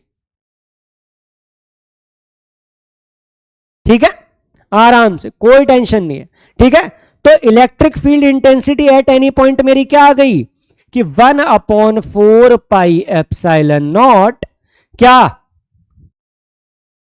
Q upon R square this. ठीक है, यहां तक कोई दिक्कत, पक्का, आगे बढ़े। नाउ लिसन हेड, तो अगर मैं इस चीज को कंसेप्चुअलाइज करूं तो मैं बोलूंगा कि यूनिट पॉजिटिव चार्ज से है ना, जो हमारे फोर्स मिला हमें किसी पॉइंट पर वो हमारी इलेक्ट्रिक फील्ड इंटेंसिटी है। तो अगर मैं इलेक्ट्रिक फील्ड इंटेंसिटी को क्या करूं, चार से मल्टीप्लाई कर दूं तो मेरा फोर्स आ जाएगा, सिंपल है। अब ध्यान से देखो, अब मैं आपको एक अगली स्लाइड पर एक चीज समझा रहा हूं। किसी पॉइंट पर मेरा फोर्स क्या है, किसी भी पॉइंट पर मेरा फोर्स क्या है, फोर्स है मेरा K Q1 Q2 upon R square, और आर कैप यही है। अब इसी चीज को मैं यहां पर लिखता हूं, electric field intensity equals to K Q1 Q naught upon R square एक बात बताना, इन दोनों में मेन अंतर क्या है? यही तो है, यही तो इशू है। सिंपल। तो क्या मैं यहां लिख सकता हूं कि अगर मैं इलेक्ट्रिक फील्ड को 4 से मल्टीप्लाई कर दूं तो मेरा फोर्स आ जाएगा, यही आ जाएगा। So F equals to Q E. यहां पर मैं बोलना चाहता हूं कि इलेक्ट्रिक फील्ड इंटेंसिटी की डायरेक्शन वही होती है, इलेक्ट्रिक नहीं नहीं नहीं, इसका थोड़ा सा थिकनेस बढ़ा लेता हूं मैं।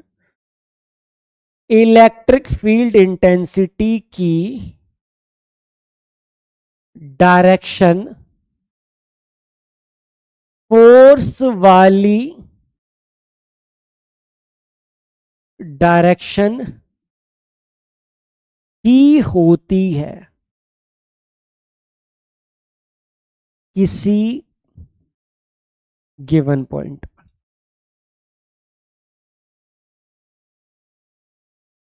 ठीक है, यहां तक कोई दिक्कत नहीं, आगे बढ़े।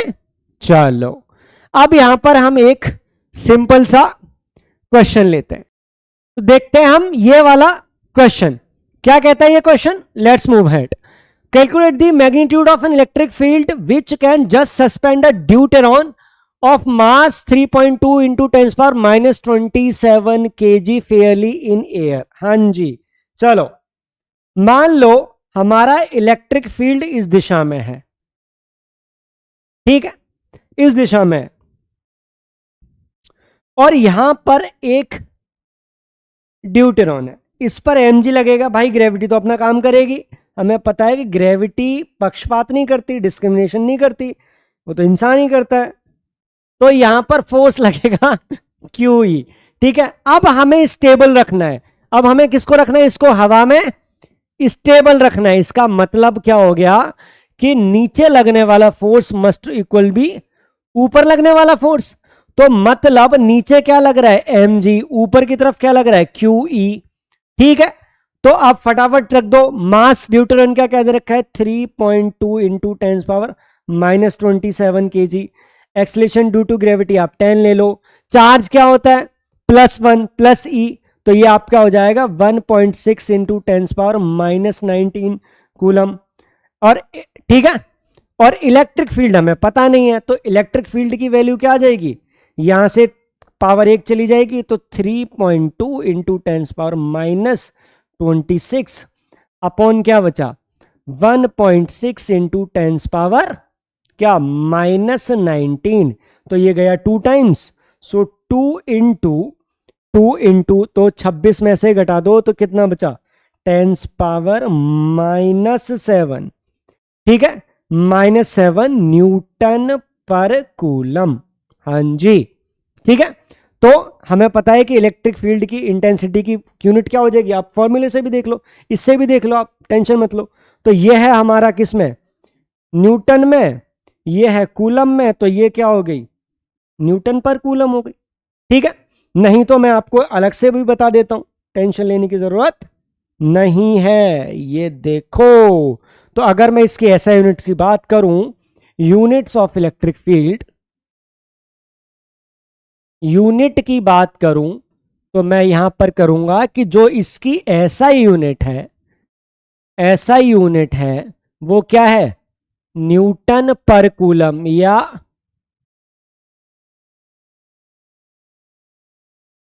वोल्ट पर मीटर, या फिर हम ऐसे कह सकते हैं जूल पर कूलम मीटर, ठीक है। वोल्ट को भी जूल पर कूलम में हम ब्रेक करेंगे, टेंशन लेने की जरूरत नहीं है। जब हम पढ़ेंगे ना कि क्या कहते हैं, ये हमारा पोटेंशियल डिफरेंस है ना, देन वी विल सी, ठीक है, यहां पर। Anyhow, let us move ahead with the next topic we are having in hand. Look into this electric field lines. तो इलेक्ट्रिक फील्ड लाइंस क्या है? The electric field line is an imaginary line or curve drawn through a region of space so that tangent at any point of it is in the direction of electric field vector at that point. हाँ जी, अब बड़ा complicated आपको तो समझ नहीं आया होगा, पर कोई नहीं, टेंशन लेने की जरूरत नहीं है। सो अब बढ़ते हैं आगे। देखो, जो हमारा टेस्ट चार्ज है वो कन्वेंशनली क्या है, यूनिट पॉजिटिव चार्ज है।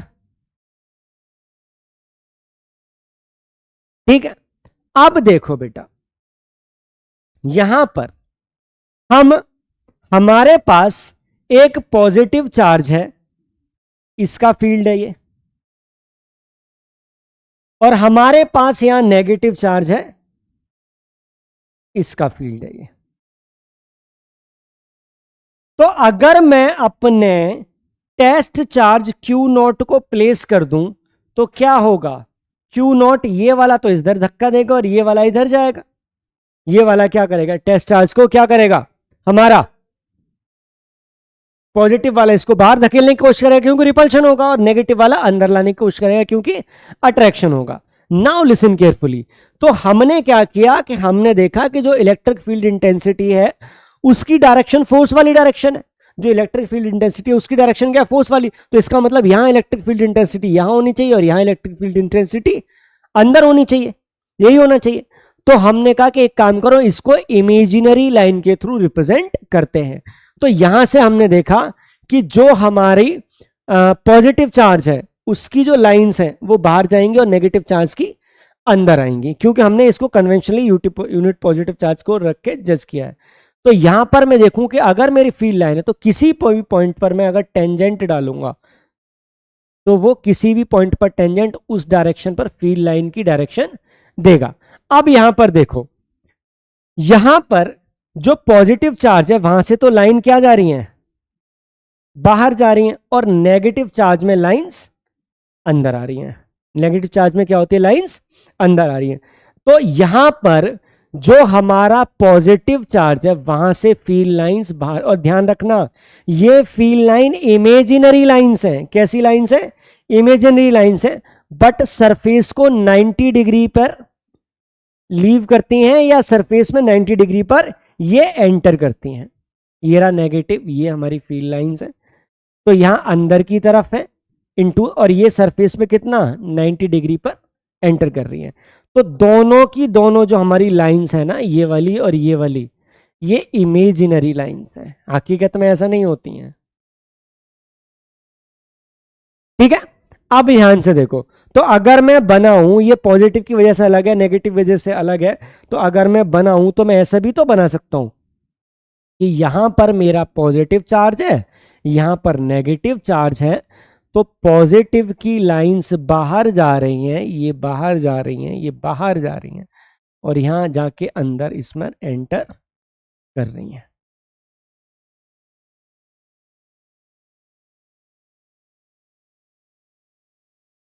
ठीक है, I can draw this also. मैं ऐसे भी बोल सकता हूं आपको कि ये पॉजिटिव चार्ज है, ये पॉजिटिव चार्ज है, इससे फील्ड लाइंस बाहर जा रही हैं, बिल्कुल जा रही हैं सर, ये वाली, इसकी फील्ड लाइंस इससे मैच नहीं, इंटरसेक्ट नहीं करेंगी, एंड सो ऑन। ठीक है, same goes with negative charge as well. ये रहा नेगेटिव, तो यहां से लाइन अंदर आ रही है, यहां से अंदर आ रही है, बिल्कुल अंदर आ रही है sir.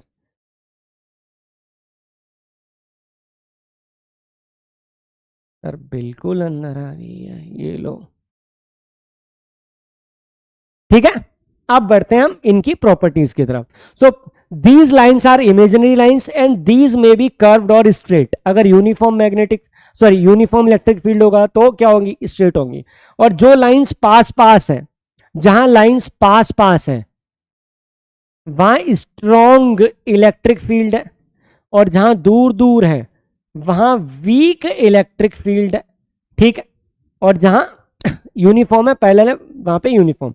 So they are drawn in such a way that tangent drawn at any point gives the direction of the electric field at that point. हाँ, किसी भी पॉइंट पर अगर आप टेंजेंट डालोगे तो उस पॉइंट पर इलेक्ट्रिक फील्ड की डायरेक्शन आ जाएगी। Density of electric field lines represent the strength of electric field. अगर मान लो ये फील्ड लाइन है, ये फील्ड लाइन है, तो यहां दूर दूर है तो यहां पे वीक है, यहां पास पास है तो यहां पे कैसा है, स्ट्रॉन्ग है। तो जो डेंसिटी है फील्ड लाइन की, फील्ड लाइन जितनी पास पास होंगी उतना ही क्या होगा, स्ट्रॉन्गर होगा, जितनी दूर दूर होंगी उतना वीकर फील्ड होगा। Two field lines never intersect each other, कभी भी इंटरसेक्ट नहीं करेंगे, क्योंकि अगर इंटरसेक्ट करेंगे तो at the point of intersection क्या होगा, at the point of intersection एक ही टेंजेंट को दो डायरेक्शन देनी पड़ेंगी, which is not possible, so they do not intersect each other or one another. ठीक है, चलो आगे बढ़ते हैं। हाँ जी, they are continuous in space, they have no sudden break. हाँ जी, फिर अगर जा रही हैं तो फिर जाएंगे, ऐसा नहीं है बीच में गायब हो गई फिर आगे से फिर स्टार्ट हो गई, स्टॉप स्टार्ट, नहीं नहीं ऐसा नहीं होता भाई। ठीक है, they start from positive charge and terminate at negative charge. ठीक है, and they contract longitudinally on account of attraction between the unlike charges. हाँ जी, तो अगर अनलाइक चार्जेस हैं तो क्या होगा, एक से अटके दूसरे, और जहां पे दो चार्जेस के बीच में जो स्पेस है, दो चार्जेस के बीच में, वहां लाइन पास पास आ जाती है, मतलब वहां पे स्ट्रॉन्ग इलेक्ट्रिक फील्ड क्रिएट होता है। They exert lateral pressure on each other on account of repulsion. जो मैंने ये देखा है कि जब यहाँ पे भाई रिपल्शन होगा, एक दूसरे पे प्रेशर क्रिएट करके दूर दूर जाना चाहेंगी, और जब दोनों पास हैं तो यहाँ पर क्या होगा, लाइन्स पास पास आ जाएंगे और यहाँ पर स्ट्रॉन्गर क्रिएट करें। तो यहाँ पे जो होगा, यहाँ पर होगा आपका वीक इलेक्ट्रिक फील्ड, यहाँ पर भी होगा आपका वीक इलेक्ट्रिक फील्ड, बट यहाँ पर होगा आपका स्ट्रॉन्ग इलेक्ट्रिक फील्ड। ठीक है, नाउ हाँ जी, ये तो if the field lines are straight and charge particles is either at rest or initially moving parallel field line, it will follow field lines. हाँ जी, फील्ड लाइन में अगर चार्ज पार्टिकल डाल दो तो क्या होगा, फील्ड लाइन को फॉलो करते हुए चला जाएगा, क्योंकि उसकी वजह से उस पर फोर्स लगेगा, F equals to Q, isn't it.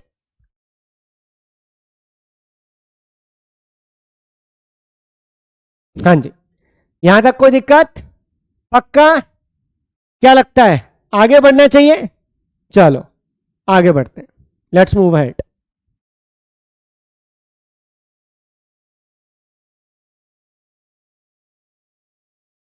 बढ़े आगे, चलो।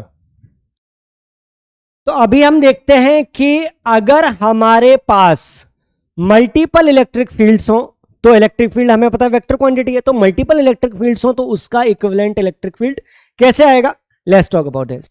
मान लो कि हमारे पास एक इलेक्ट्रिक फील्ड इस डायरेक्शन में है, ठीक है, दूसरा इलेक्ट्रिक फील्ड हमारा इस डायरेक्शन में, ठीक है, ये E2 है and here comes the E1।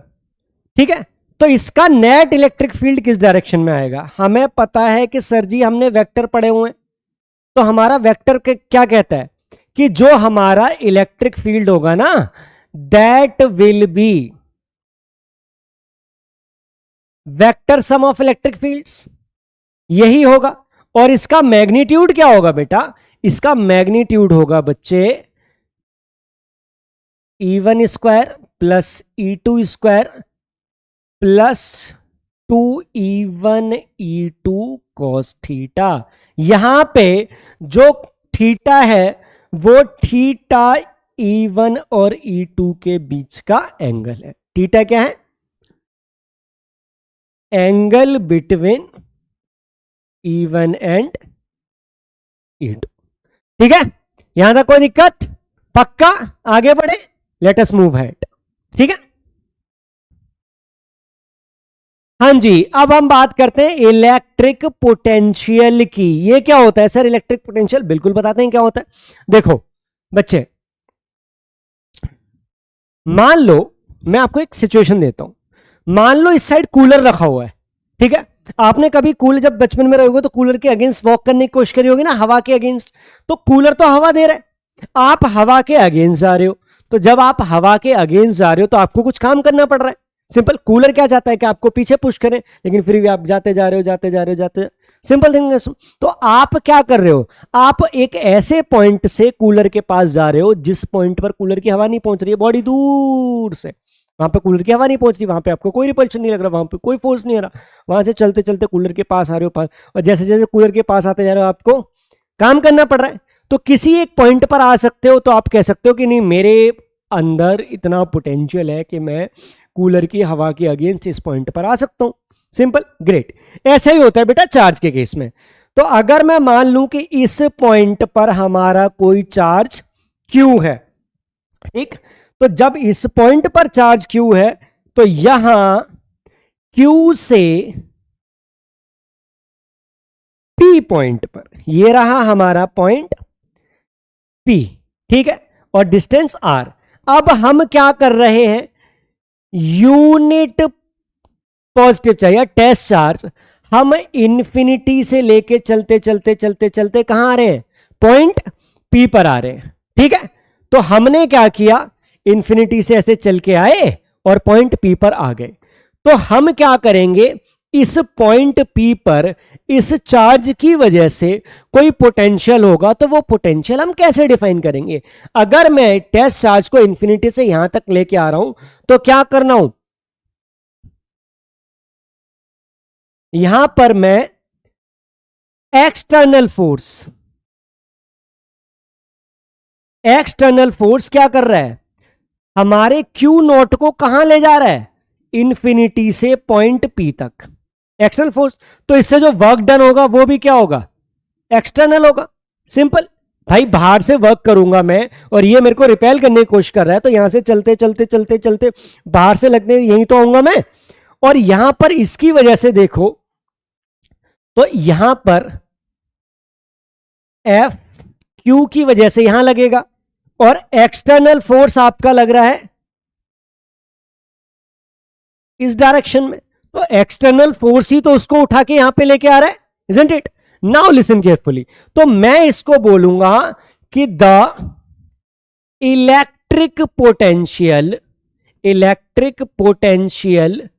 Eight any point in an electric field is defined as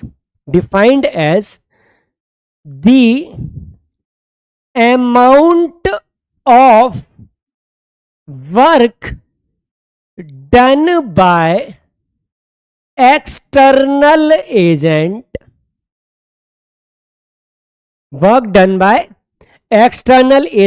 against the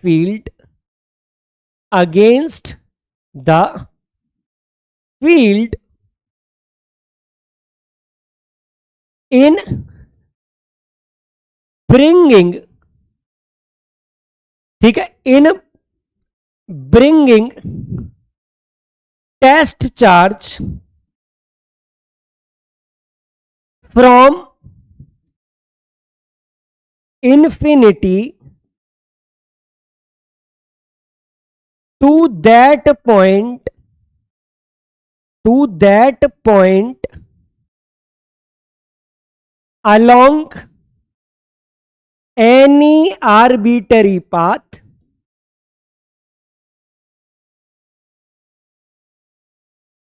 without accelerating.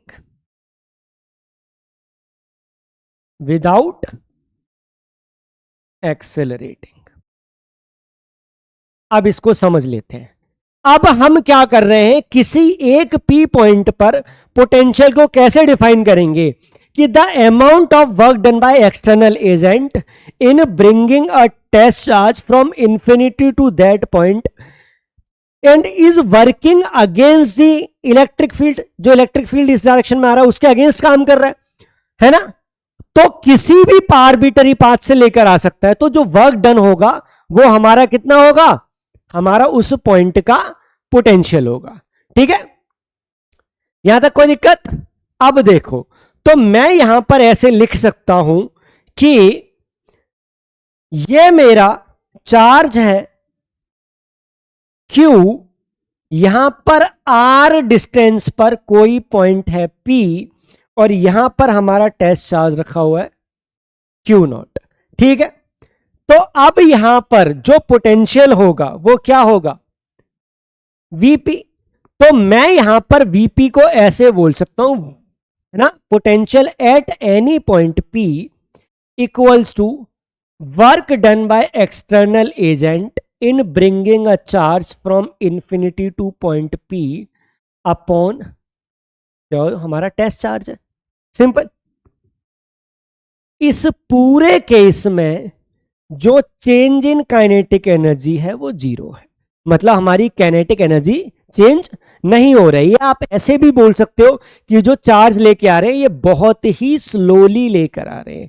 कैसे लेके आ रहे हैं? बहुत ही स्लोली लेके आ रहे हैं। ठीक है, अब यहां पर जो पोटेंशियल है, जो पोटेंशियल है, या आप इसको इलेक्ट्रिक पोटेंशियल बोल सकते हो, उसकी ऐसा यूनिट है आपकी वोल्ट। ठीक है, अब क्या है यहां पे देखो, at any point P equals to work done unit charge या टेस्ट चार्ज। तो यहां पर हम बोल सकते हैं कि 1 volt equals to 1 joule upon 1 coulomb, बिल्कुल बोल सकते हैं यहां पे। ठीक है, तो यहां से मैं ऐसे भी लिख सकता हूं क्या कि V equals to W by Q, so it means W equals to QV, यहां पे भी लिख सकता हूं, सिंपल। तो ये मेरा हो जाएगा वोल्ट में, ये हो जाएगा कूलम में, ये हो जाएगा जूल में। सो जो हमारा पोटेंशियल डिफरेंस है, क्या है? Potential difference, sorry electric difference की बाद में बात करूंगा। ये हमारा जो इलेक्ट्रिक पोटेंशियल है, इलेक्ट्रिक पोटेंशियल है, इसकी क्या है? 1 वोल्ट।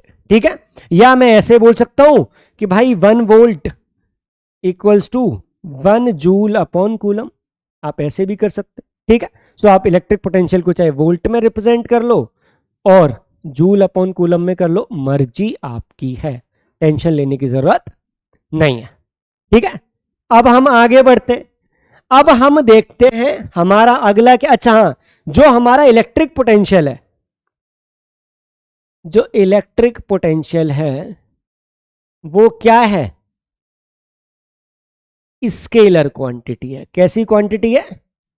स्केलर क्वांटिटी है, इसलिए ये पॉजिटिव भी हो सकती है, नेगेटिव भी हो सकती है, जीरो भी हो सकती है। ठीक है, सो मैथमेटिकली आई कैन से कि पोटेंशियल इक्वल्स टू के क्यू अपॉन आर। ठीक है, यहां पे अब बढ़ते हैं हम आगे। आगे बढ़ो, late us talk about the potential difference. अब किसी पॉइंट ए पर पोटेंशियल ए है, वी ए है, किसी पॉइंट बी पर पोटेंशियल वी बी है। तो अब हम एक पॉइंट से दूसरे पॉइंट पर, अब हम इंफिनिटी से पॉइंट पे नहीं आ रहे, हम एक पॉइंट से दूसरे पॉइंट पर जा रहे हैं। यहां देखो, मैं सिंपल सा एक पॉइंट, ये हमारा क्यू चार्ज है, यहां पर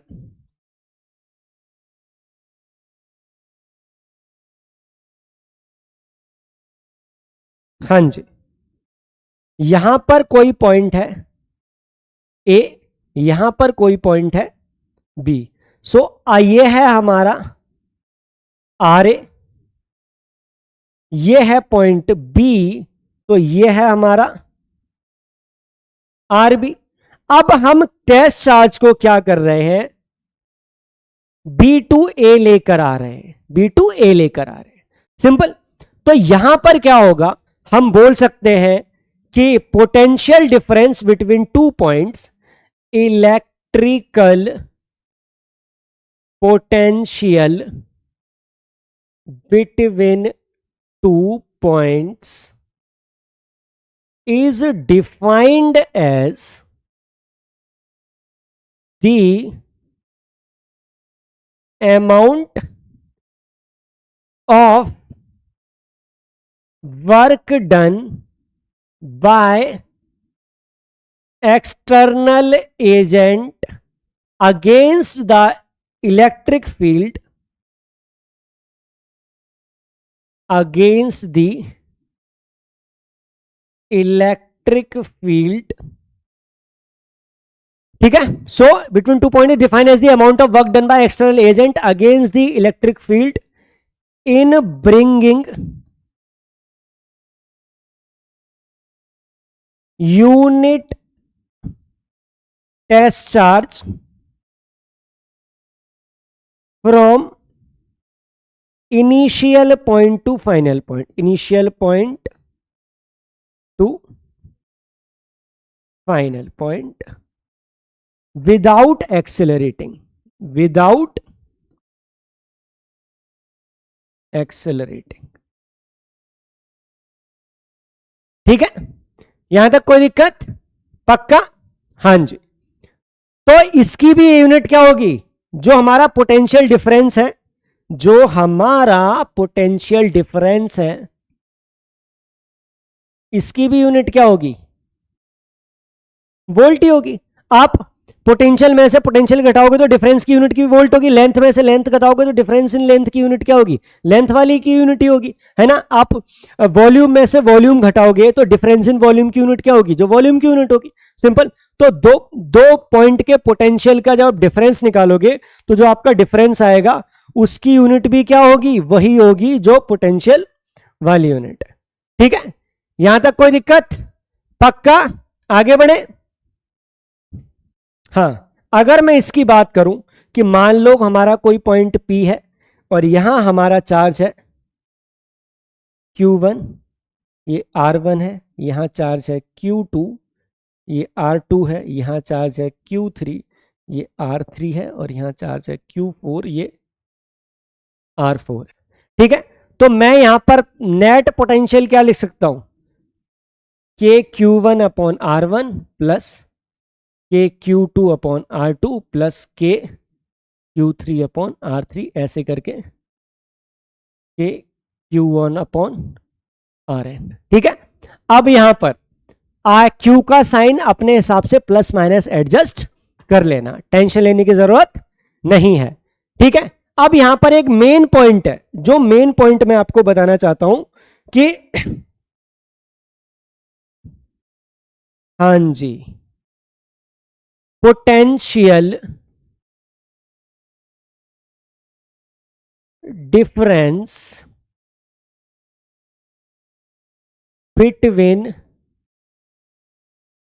2 points is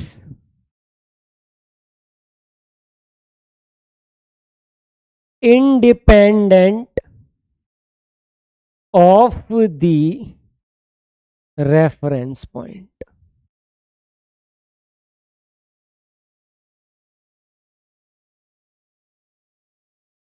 ठीक है, यहां तक कोई दिक्कत नहीं? आगे बढ़े। पक्का? कोई इशू नहीं है? चलो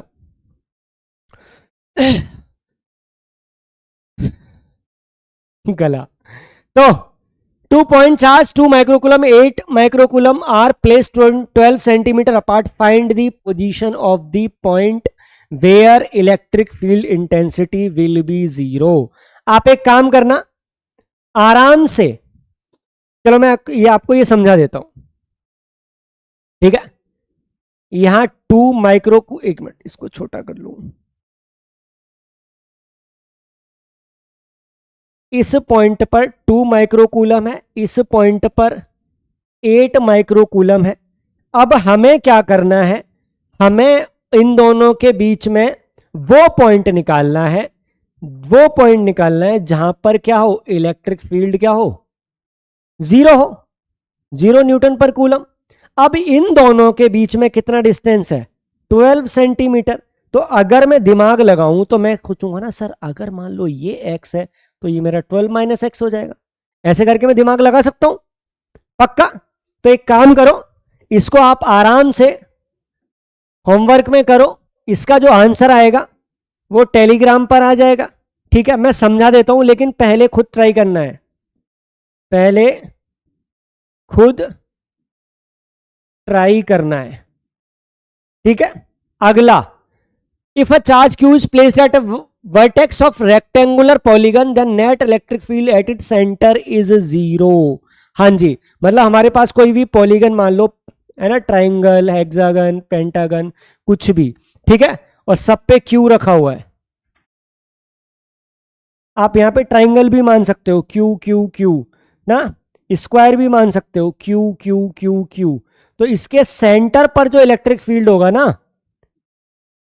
वो पूछ रहा है। ठीक है, अब इस केस में जो सेंटर पर इलेक्ट्रिक फील्ड 0 होगा, इसको हमें प्रूव करना है। क्या करना है? प्रूव करना है। आराम से आप वेक्टर लगा कर सकते हो, इसको कंपोनेंट्स कर लेना। ठीक है, कंपोनेंट वाला मेथड भी लगा सकते हो। एंड देन हाँ, ये इसका भी मैं बता दूं, this will come on Telegram.